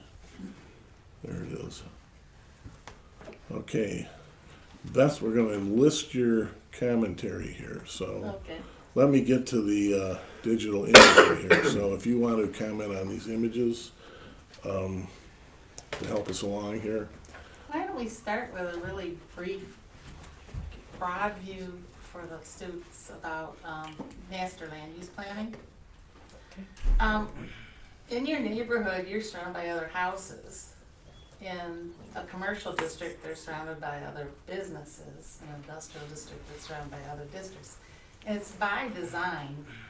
The planning commission is an appointed body of citizens who study the map of the township, consider, what the assets are of an area, how to provide services to an area, where should we put the things that require the best roads or the best sewers or water. And they develop a map like that one up there, closest to the board. You see the different colors refer to different types of land use. Our master land use plan then is broken into districts, which are more detailed limitations of what can happen on a given property. How close can the houses be set to the roads? How small can a lot be? Any number of things. Our master land use map and plan is 20 years old, and state law requires every 5 years we go back into it, look at it, and at least decide that we're still on track. And we've done this over the life of this plan many times. So at this point, the last time we looked at it was kind of during the deepest part of the recession. We decided to just hold. We didn't make any changes to the plan at all. There wasn't any development pressure. Lots of parts of the township, like the areas around the lakes, are already developed. They can't ever really very easily be changed to something other than what they are. But there are a few spots in the township that there are specific concerns, that maybe the map hasn't kept up with what's happening with the trends in the bigger outer world. Or maybe there's some things that we've learned about specific parcels or parts of the township that mean our plan fell out of sync with it. So we were approached by a handful of property owners, one of them being Robert Stevenson, whose father ran the old salvage yard at, It's wake up. right here. Yeah, right through there. No, is that right? It's No, over here. Oh, there we go, orange one. And And his issue is the way that our master plan map runs, he's commercial here and he's residential there. And here's another property. Mr. Fagley owns this property and he's here today. This is zoned commercial, that's zoned residential. And there's a pipeline that goes through there. You really think he's gonna be able to sell that for 3 built home sites? It's just not very realistic. Then we look at other issues that are happening relative to this part of the township. And there's one thing we hear complaints about, it's the traffic because of GM and the proving ground and its impacts on that intersection and the intersection volumes and the gravel trucks running through there. So there's a desire there to get that to not be residential. It's so hard for them to develop residentially, yet we don't want to allow them to turn it into Myers, you know, something where there's going to be a whole lot of traffic generated. And when we look at how our communities, the neighbors developed on either side of us, there's a lot of comparison commercial shopping in Heartland, and they've had their recent challenge with a, you know, dark box they call it, when Walmart pulled out of there, then you're left with this huge empty shell of a building and what he put that to a use for later. And Heartland's got a lot of property zoned and master planned for more intense commercial that they can't fill.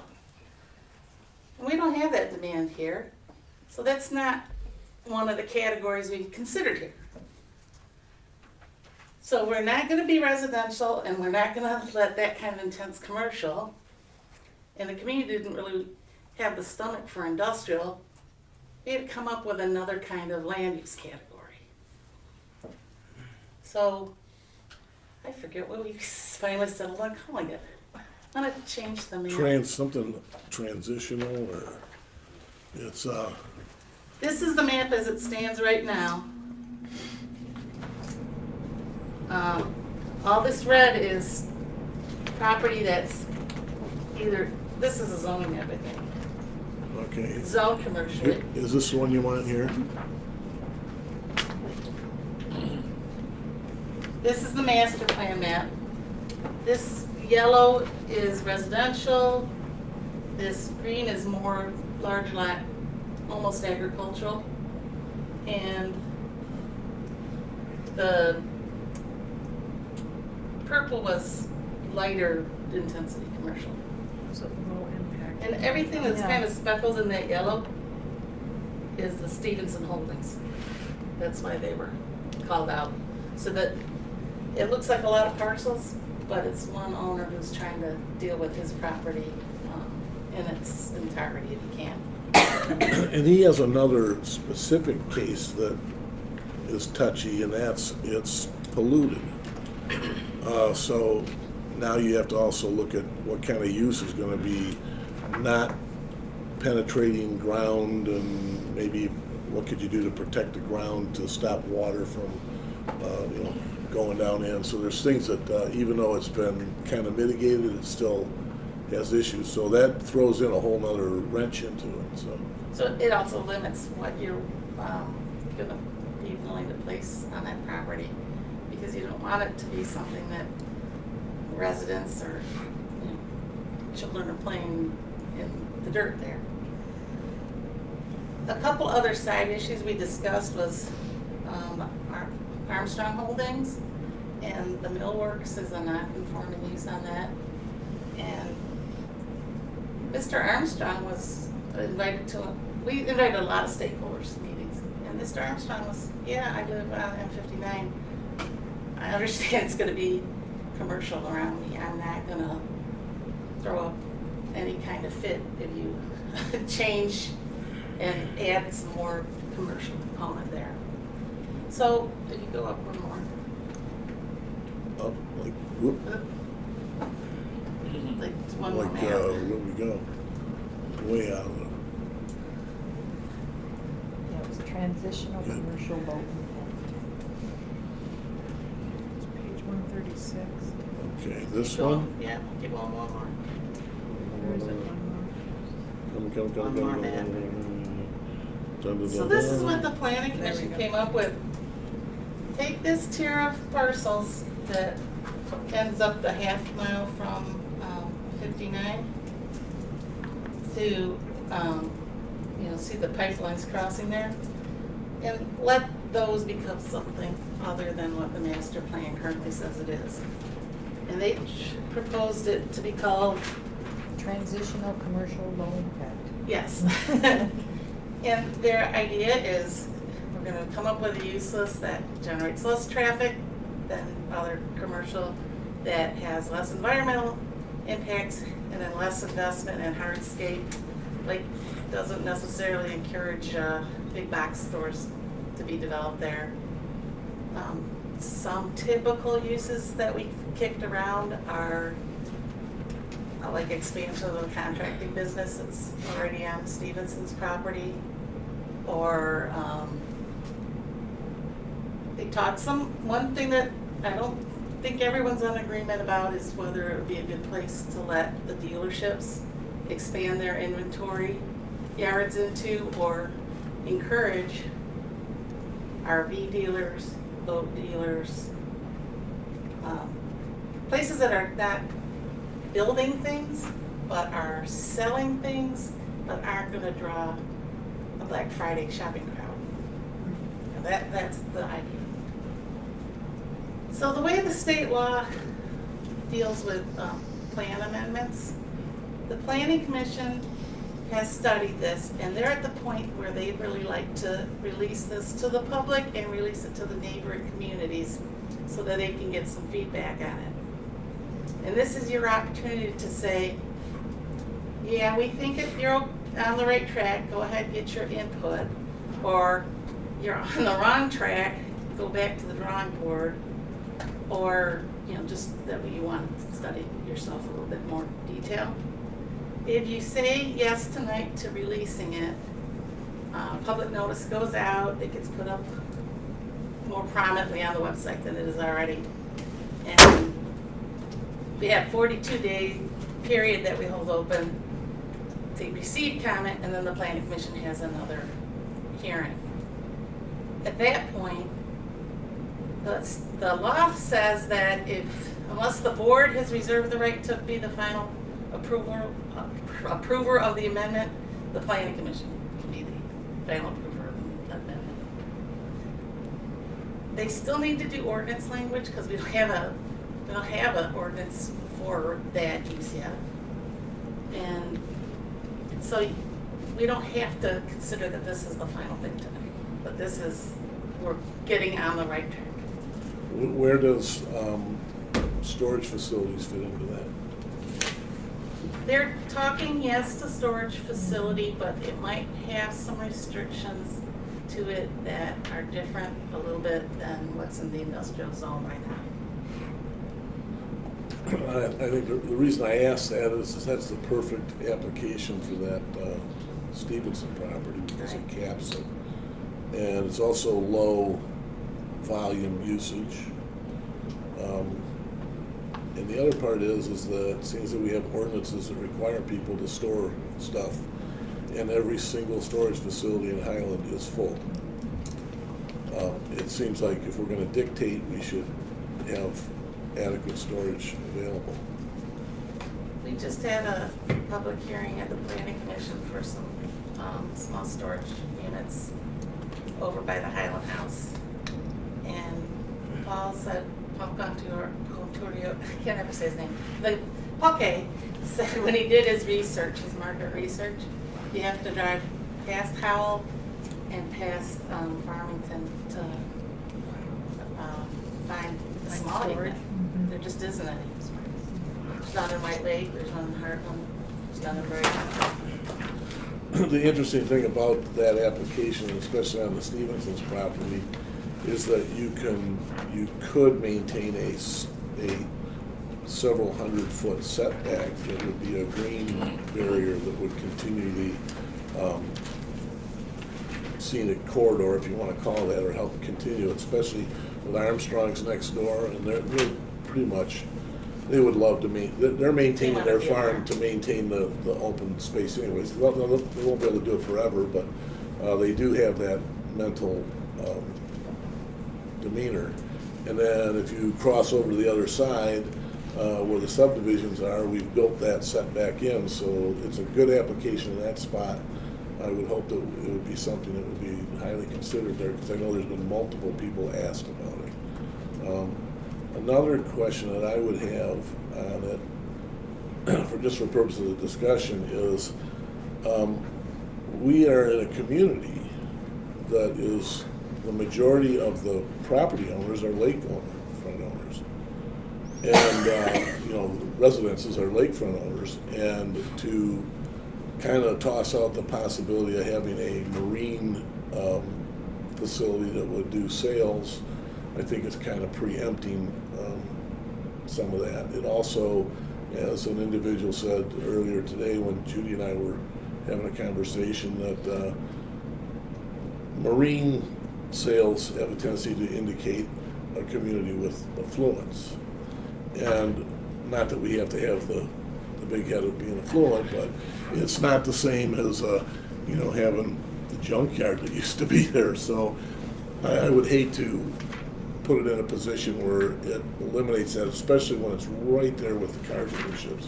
And why Highland became the car dealership mecca of the world, none of us know, but it may be a better choice than the big box store, because there is low volume at car dealerships, even though they have huge numbers of cars. So they fit that, and same thing with boat sales. RV sales, you probably could, we have the son-in-law and daughter of one of the largest RV dealers in the country, lives in Highland. So why make them not think about Highland? Other than the fact they're on 96 with a huge place, but so those are things I would hope that this would still have an avenue to have that conversation with. Another part of our conversation is that right now those kinds of uses are kind of restricted to our industrial property, and you have a limited inventory of industrial property. And if you ever hope to have any true manufacturing here, you know, like with Midwest Glass, you know, coming before you, if you tie it all up in these uses that are maybe a little less innocuous, it's not going to be there, you know, to support those. And those are the kinds of uses that are going to need broadband and, you know, sewer and water and that. So let's put things out here that won't suddenly cause a screaming demand for that kind of service. Right. Beth? Just a couple comments on this. I think it's a great proposal. The only thing I think the Planning Commission should look at is if any of that is abutting a residential use, maybe more restrictions on setbacks or whatever, you know. And if any of that is going to be for parking, you know, overflow parking for the car dealerships or anything, I would hope that the ground could be pervious so that the water drain off could be there rather than concrete and asphalt everything. You know, but I think it's a good idea. Landscaping.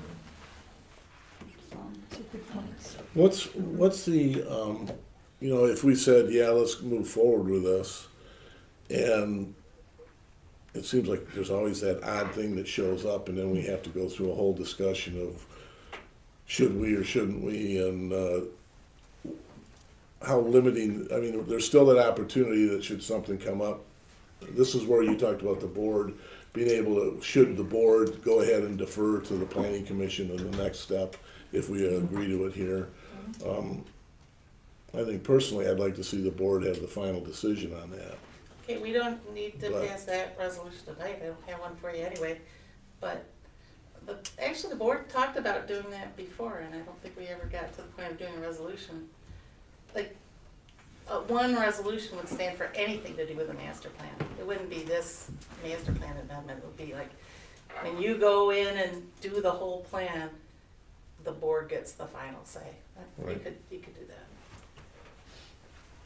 Gary, at one time you talked about a Waterford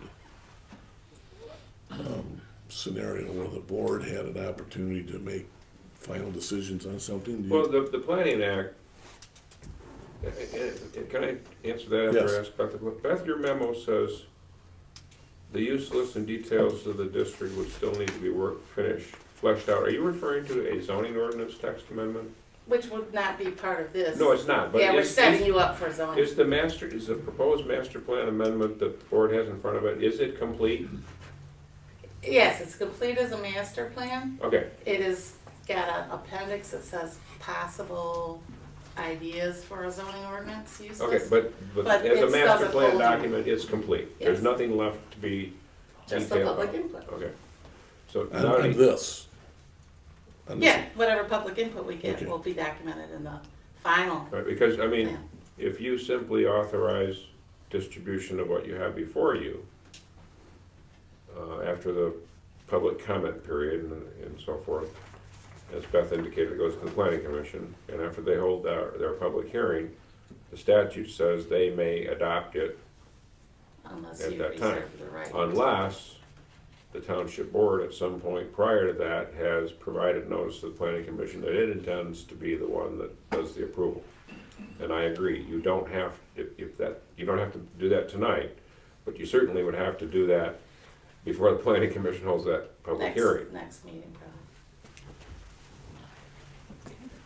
Let's put that on the next board agenda.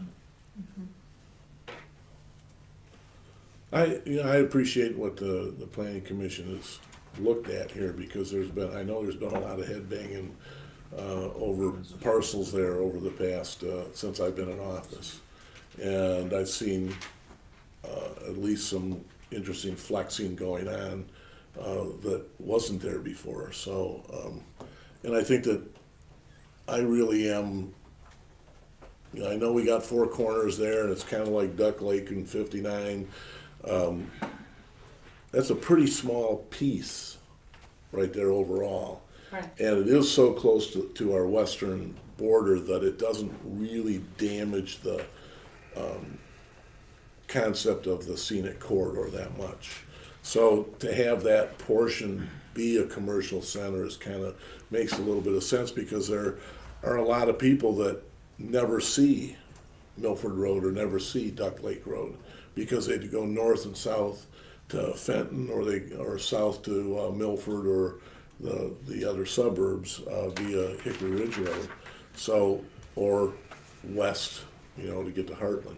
So that's kind of an area that does keep Highland in an ability to have some of its own things.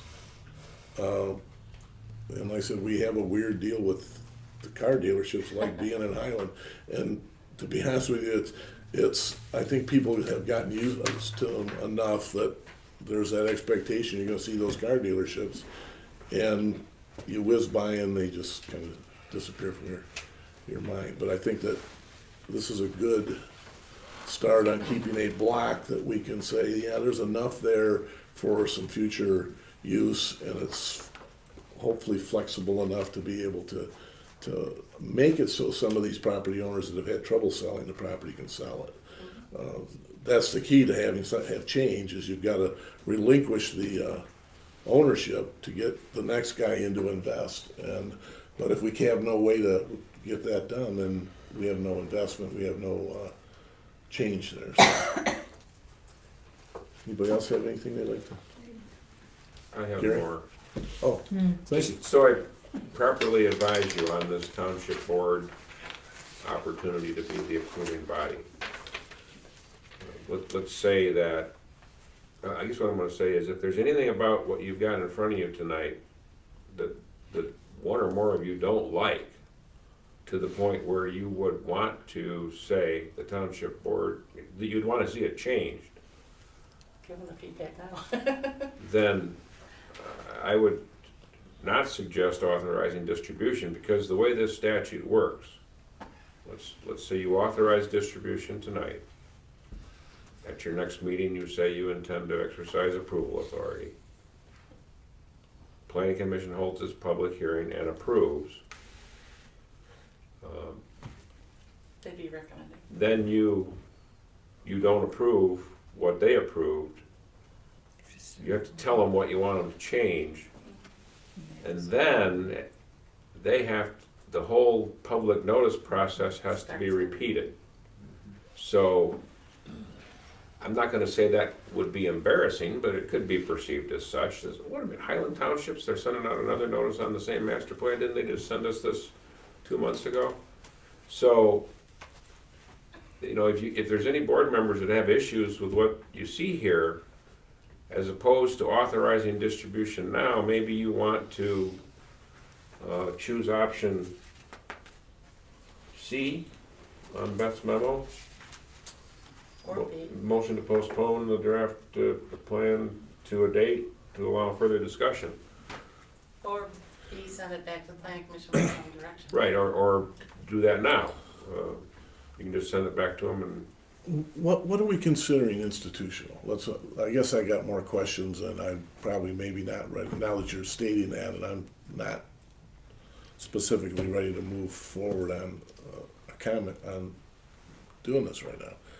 The blue says institutional. No, it's not the right blue. purple. I think this is a fall off of. So you He's think got- that's okay, office and loan? We've got 2 commercial zoning districts now. We used to have 4 when the plan was originally written. And that blue was a less of an intense commercial than this red was. Now we only have 2 commercial zoning districts. So if you look at a zoning map, this is all red. Because we changed the zoning ordinance in 2010 and collapsed the number of districts. So that is deceiving here because it's still a master land use category, but we kind of crossed that district when we reformulated our commercial zoning districts. Okay, well, what I'm saying is that if we say to move forward with this, and that becomes office and low-intensity commercial, that puts us back into a similar scenario where we had an office and low-intensity commercial at Lone Tree Road, which we, as a board, chose to convert to commercial. On South Milford Road, okay. Yeah, and what I'm thinking is that I've talked to untold numbers of real estate developers and real estate people who have said there's a glut of office space and you won't sell Yeah. land for office space. The answer to that is direct the planning commission, even if you release it, to consider changing those red.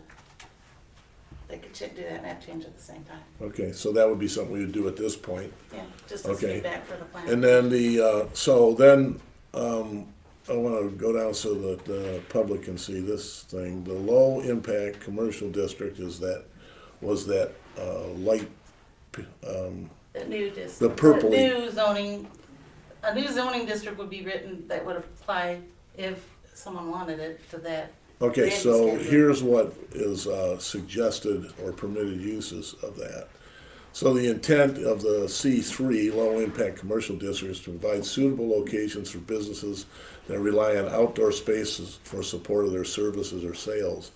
These low impact properties could transition to higher density or higher intensity uses in the future should utility services become available.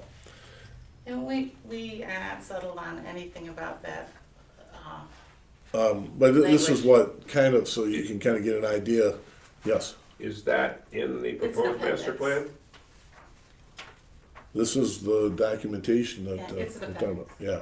Okay, So what they're saying is recreational facilities such as golf driving ranges, batting cages, sports fields, which we just sold a piece of property that's turned into a sports field, and it's going to be it's successful already, and could be another application there. So that's a good thing. I agree with that. Campgrounds, I'm not sure who's going to do that there, but you know they do have KOAs on freeways, so you never know what could happen with that. I'm not opposed to that. Greenhouses, nurseries, landscaping, I think that's fine. I think they've done a pretty good job of covering the applications there. So it does talk about storage, self-storage facilities, so crematoriums. I think that came up because somebody actually asked if they could use a piece of property for that. And the other reason why there's all that in there about service contractors and stuff, we get that all the time. That's a need in the There's community. no place for landscapers to go because the industrial doesn't really work for them and it's not really available. And I think that would be a good place. So, all right, anybody else have any questions on that? Right now, still up there. So I guess my thing would be is that the only point that I'd like to make is to send it back with, to make it all red zone instead of trying to deal with that Because office. you're just getting public comment, that can go in as a public comment, and it doesn't have to be the final document when it gets Right. released to public comment. So you could approve it and send that comment. Yes, Gary? I think that when you authorize distribution of the proposed plan, that's the proposed plan. Now, can it be changed later on? Yes, but. There's another public hearing before that. Yeah, there is. After which, the planning commission can approve the proposed plan, meaning what you have in front of you tonight. Or, Unless we make a request to have it changed. in which case, we go through the whole notice again. Can't we just move to approve it Subject to that. for public comment, subject to that one part or two parcels being changed to red? It doesn't sound like the planning commission would object. When do they meet next? They won't object because I like that. Yeah, Thursday. Subject to noise. they won't object. And we're done. Was that a motion? Yes, that was a motion. Okay, we have a I motion. second it. Support. Oh, wait. Okay, I supported that. Joe was first. Yeah, Okay. Joe needs to support I something. supported that. Okay, so we're changing, I think, is it 3 parcels there that are changing from blue to Is red? it 3 or Three. 2? It's 3. 3. Mary, Joe. Okay, The reason I know they won't object is we only talked about which parcels we were changing to the purple, and if I thought about it, I would change them to the red when I did that map. All right, so we've got a motion and second. Vote, please. Mr. Howe? Yes. Yes. Yes. Yes. Yes. Yes. Yes. Motion carries. Even though that's a very small document, it took a year and a half to get through it, so. Well, make it has sure been well that popular. you let the planning commission know that we appreciate it Yeah, it's a very lot much. of work. Good stuff. All right, next item, 9D, Resolution 18-18 to adopt board rules.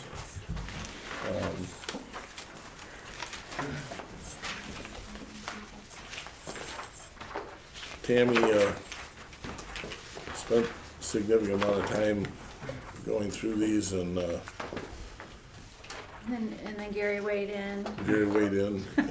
And Tammy, I tried to open that one, you said it was marked with changes, and it did not show me the changes on my iPad. I don't know if that's just the program in here.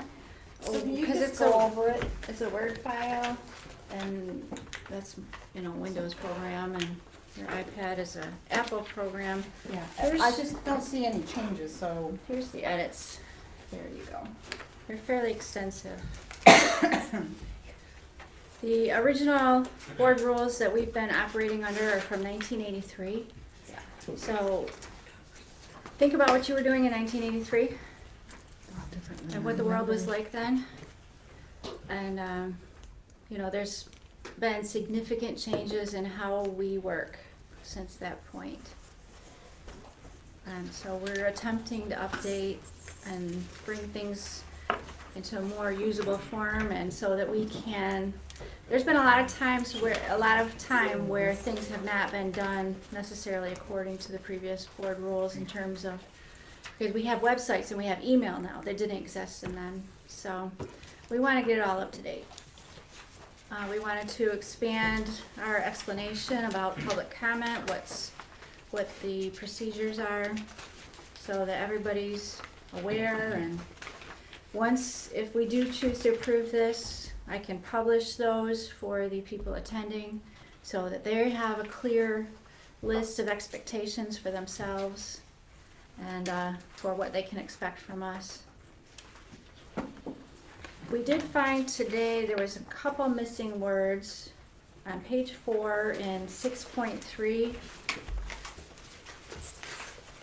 Oh wait, I'm sorry. 6.3 just has, the last line says, the board may have it placed. So, It's missing a D. missing a D on that word for a future agenda. And there was Page one. 2. Oh, page 2, under 3.3, about the middle of the paragraph, there's a sentence that starts, an emergency meeting may, and then it's missing the words be held on last notice, but only if 2/3 of the serving board members decide. One thing that I really wanted to get the board's input, it's actually in 2 places. It was kind of a carryover from the old board agenda. It says that ordinances need to be passed by a minimum of 4 votes. What page, I'm sorry, Tammy? Ordinances is on,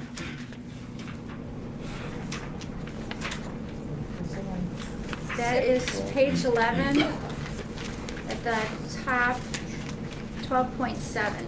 Thank you. So it says adoption of a proposed ordinance shall be by motion that is approved by at least 4 affirmative roll call votes. And then there's a similar comment in under written resolutions. And that's a carryover.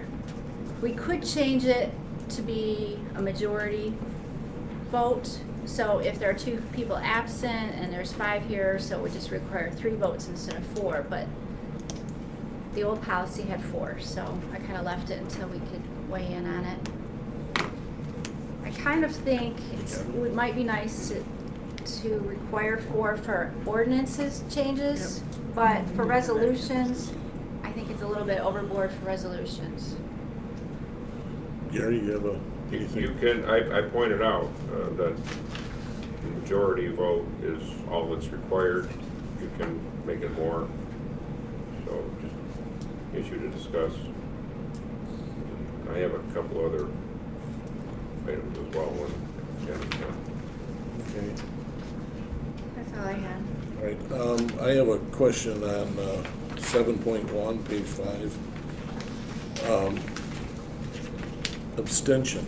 We've had a conversation about abstaining, and my knowledge is that we can't abstain. That's addressed back on in section 11 at the top of page 10. Okay. Under voting. So that's the only time is if you have, now does it have to be unanimous, which would mean including the individual, or it's just the unanimous of the members not asking to abstain? Unanimous consent of the other members present. Okay, as written then, so, Yes. okay. But just as a matter of I abstain is not allowable. Correct. Okay. I was questioning on page 5, 7.2, because this is just, I'm just confirming this is a new policy then, as far as that you're going to maintain the audio recording for period not less than 6 months. That's new, isn't it? I think that was in there before. Was it? I didn't know that they were kept that long. I just. They don't need to be. It used to be the first It does say that in there. It's the old We policy. We used to said it. destroy them after, you know, and thank you for doing this, Ken. This is one overdue. This policy's been kind of overlooked a lot of ways because we didn't do everything it says in there. When we had audio recordings before, we destroyed them after the minutes were approved until we got into trouble with, in a lawsuit, and we were told to keep them for the 6 months. Yeah, the state record retention schedules, I think, are, you retain them until the minutes of the meeting that they are recording of is approved. That's the minimum. There's no harm with going longer than that. And, well, from the standpoint of this recording, there's, I mean, whatever that time frame is that we've talked about, it is not a problem. But remember that we are video recording as well, so the audio and video is captured the same as that is. That's put on the internet, and on Well, and I think this YouTube. policy, that's what I was gonna bring up too, this policy needs to address that video recording, and who's doing it, and who's keeping it, and where it's kept.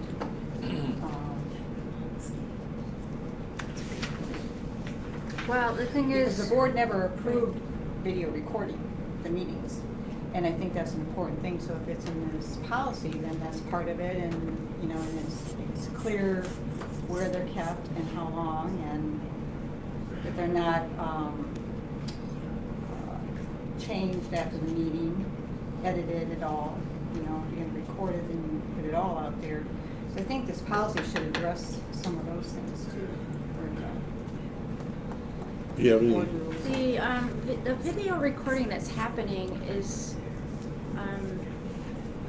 you know, the supervisor is using his personal equipment to record it, and it's sort of existing outside of the township record system. I don't maintain a record of it. It's posted out on YouTube.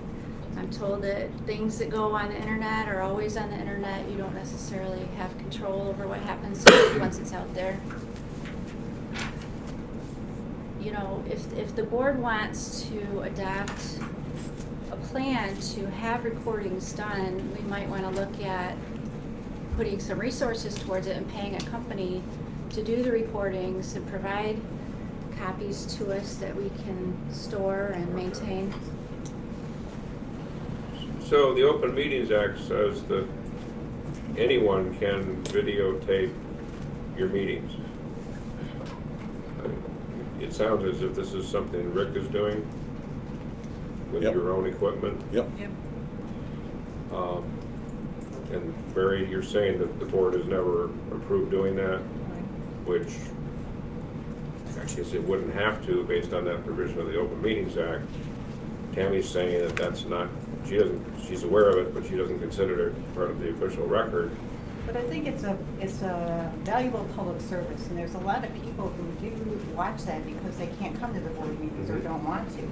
So I think, you know, maybe the board needs to make that a policy and invest in the equipment, you know, whatever these two pieces of equipment are, you know, putting it on the internet's nothing.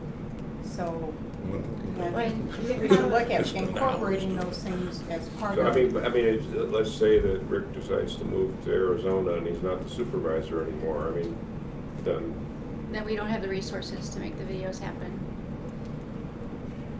currentrently. I guess, not knowing the issue, but unless and until the board's ready to commit to videotaping and replaying. I think that's what Mary's saying. Broadcasting. Yeah, I think we should commit to We it. should either, Yeah. the board should commit to it, and I think that my intent was that I felt it was a lot, we had trouble with audio, on occasion the batteries die, and the other part is that I felt that it was an opportunity for people who didn't come here to be able to watch what we do. And you know, it's the ultimate in transparency when everything you say and do is captured, and there's no dispute what you said, what faces you made, whatever you want to call it. I mean, I make a lot of faces and a lot of expressions, and it's out there.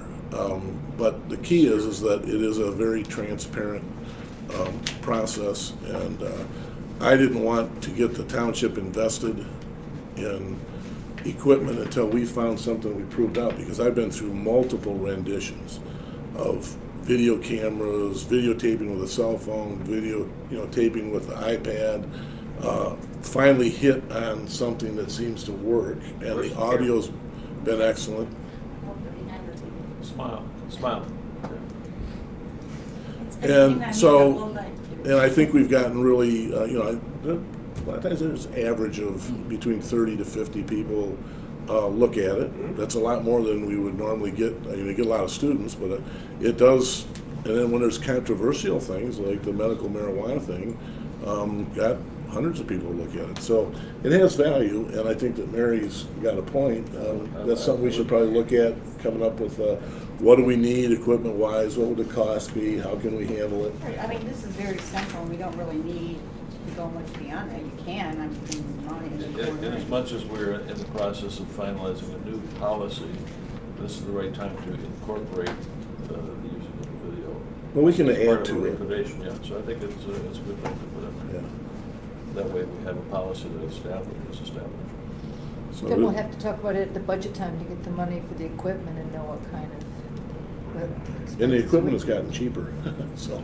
Well, and there's two ways to go with that. You can buy the equipment and, you know, currently we have a supervisor who's willing to run it while he's trying to run a meeting. But down the road, you might have someone who's not technically able to do that. And so you have to ask yourself, would it make more sense to have an outside company come in and video and process it and post it and handle all that, you know? Something to use your peg fees for. Well, Actually, they will, and the students will come in and pay and record it, put it out there. That's what they do. the beauty of this system, and what we're talking about, is that it's innocuous. Most people don't even realize it's happening, and there's no camera moving around or somebody that, you know, bringing it in like they use for the schools. So that's what I was trying to eliminate, is having somebody that has to come in and set up, and it is something that's easy to teach somebody how to do. Is there a question, I mean, even though it's an open, you know, can be video meetings or open meetings, there are some people who are camera shy and don't want to be, so we should probably It's make not sure, on. that we should make sure they know it's being recorded. If they want to leave, they need to. I don't know that that's a requirement, it's a public meeting. Do you have to inform somebody they're being filmed in a public meeting, or? No, but Well, I think it's a courtesy, because some people don't want to be on camera. So we could just post a note on the door. Just as long as, I'm just saying, just be aware that this meeting Yeah. is being recorded. Well, that would be something to put in the policy.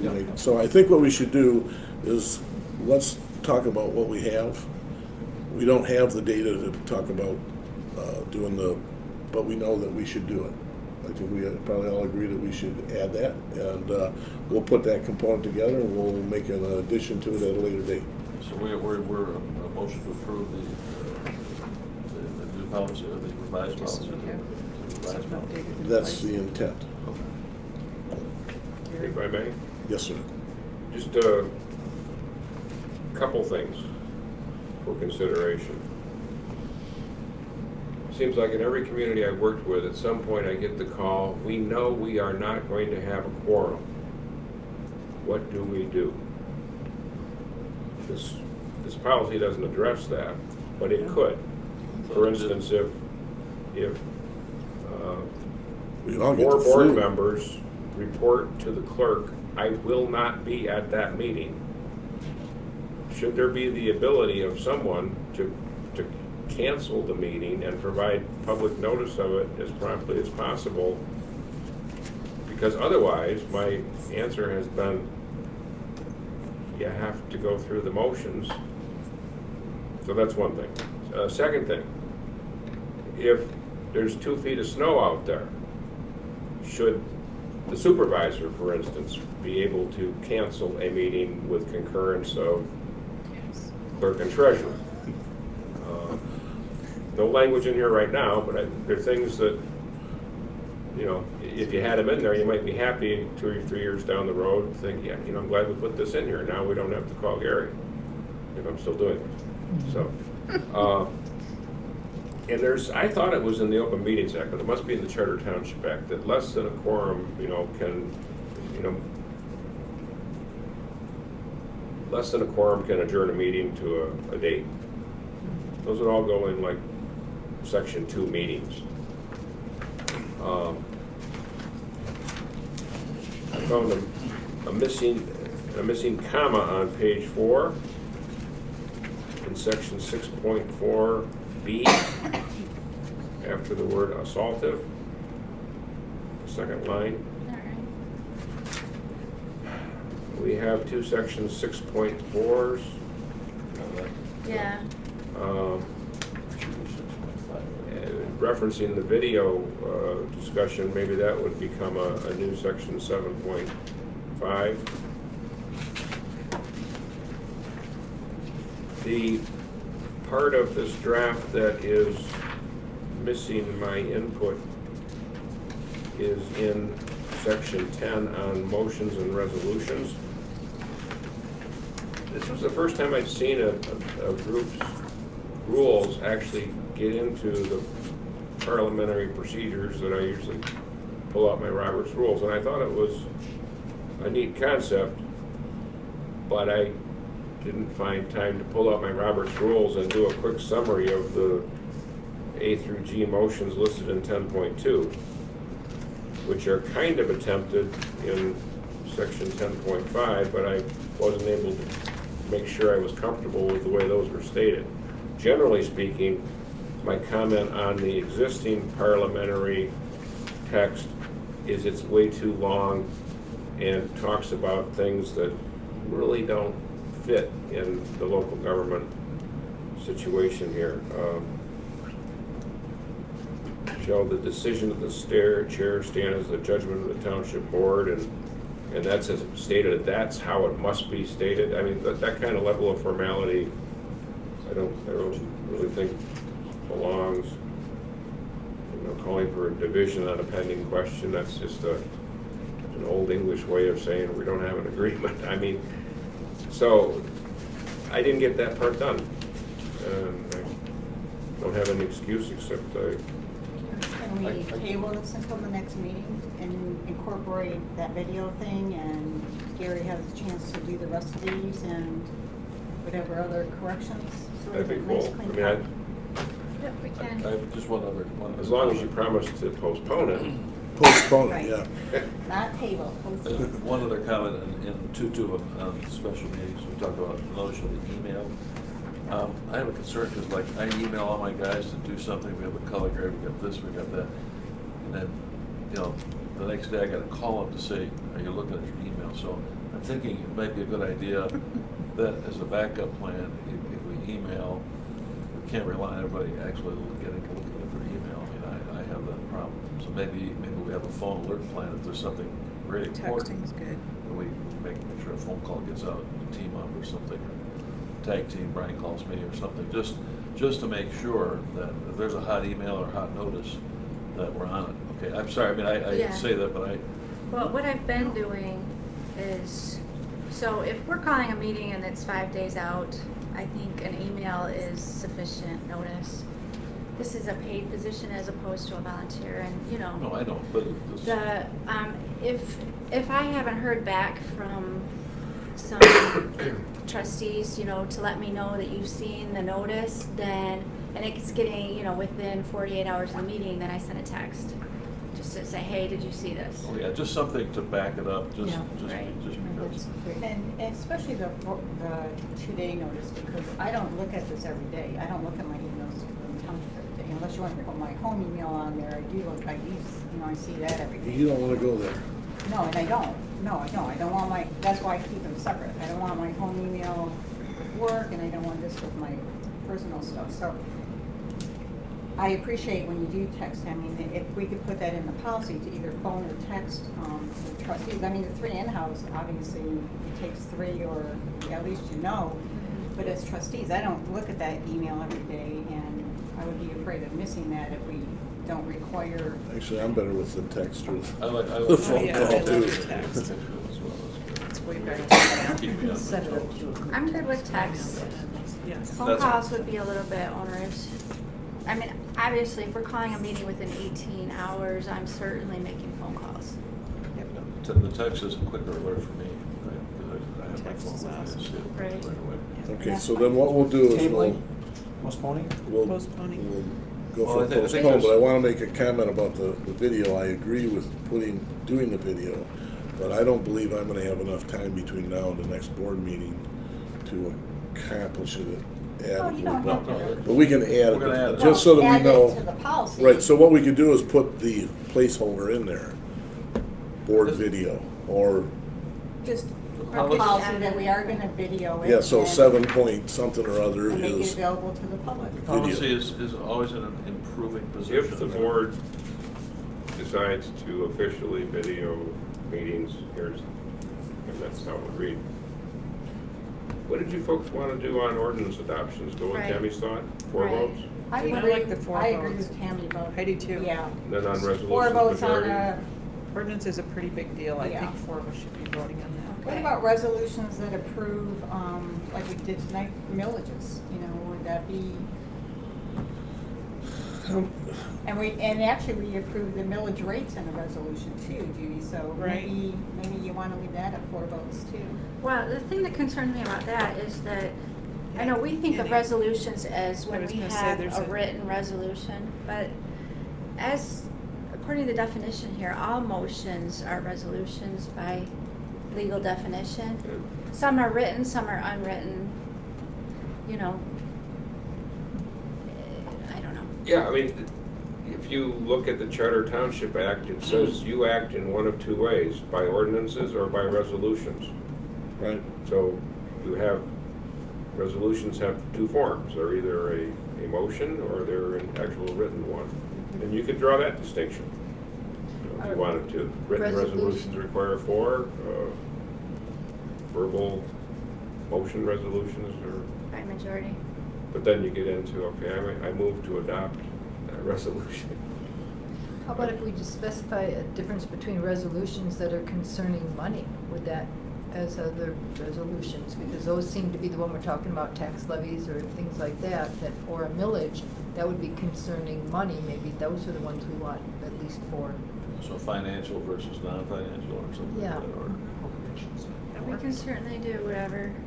Well, I think, this was good that this got addressed tonight, but a few other things that came out good.